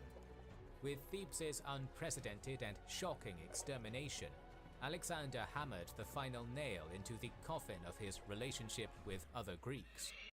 The other Greeks, I'm assuming, saw him as a tyrant from that point onwards. Outwardly, they collaborated with cynical obsequiousness, as Peter Green tells us, but they never forgave him. After their first shocked terror had worn off, the attitude of the Greeks towards Alexander hardened into a bitter and implacable hatred.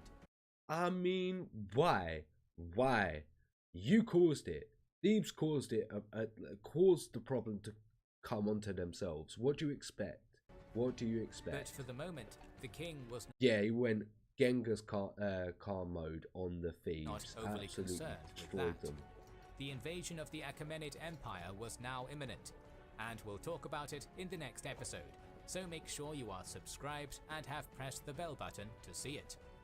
Well, I am definitely looking forward to jumping on to the next reaction to this great series in our next stream. Oh my god, yeah, there was a lot of details in this one that were missed from the Epic History TV's version. But I'm glad that I started, and I hope you guys are going to enjoy it as well. Right, ladies and gentlemen, I think that is going to be the end of this stream. We've got the F1 starting in the next hour, so I am going to get myself ready for that, get myself some food, I'm not going to be on stream tomorrow. I'm going to be editing the videos for next week to be posting. So our next stream is most likely on Tuesday, and it'll be probably around about 4 or 5 o'clock because it's a weekday. But yeah, it was a good stream. I thoroughly enjoyed it. Thank you for your recommendation, guys. On Tuesday we'll probably be doing next week's reactions, and then on Wednesday I'll start be doing some requests again. But thank you very much, guys. I hope you enjoy the rest of your Sunday, and I will catch you guys very, very soon. Alexander, man, only feared king in India. Indeed, indeed. Right, thank you very much.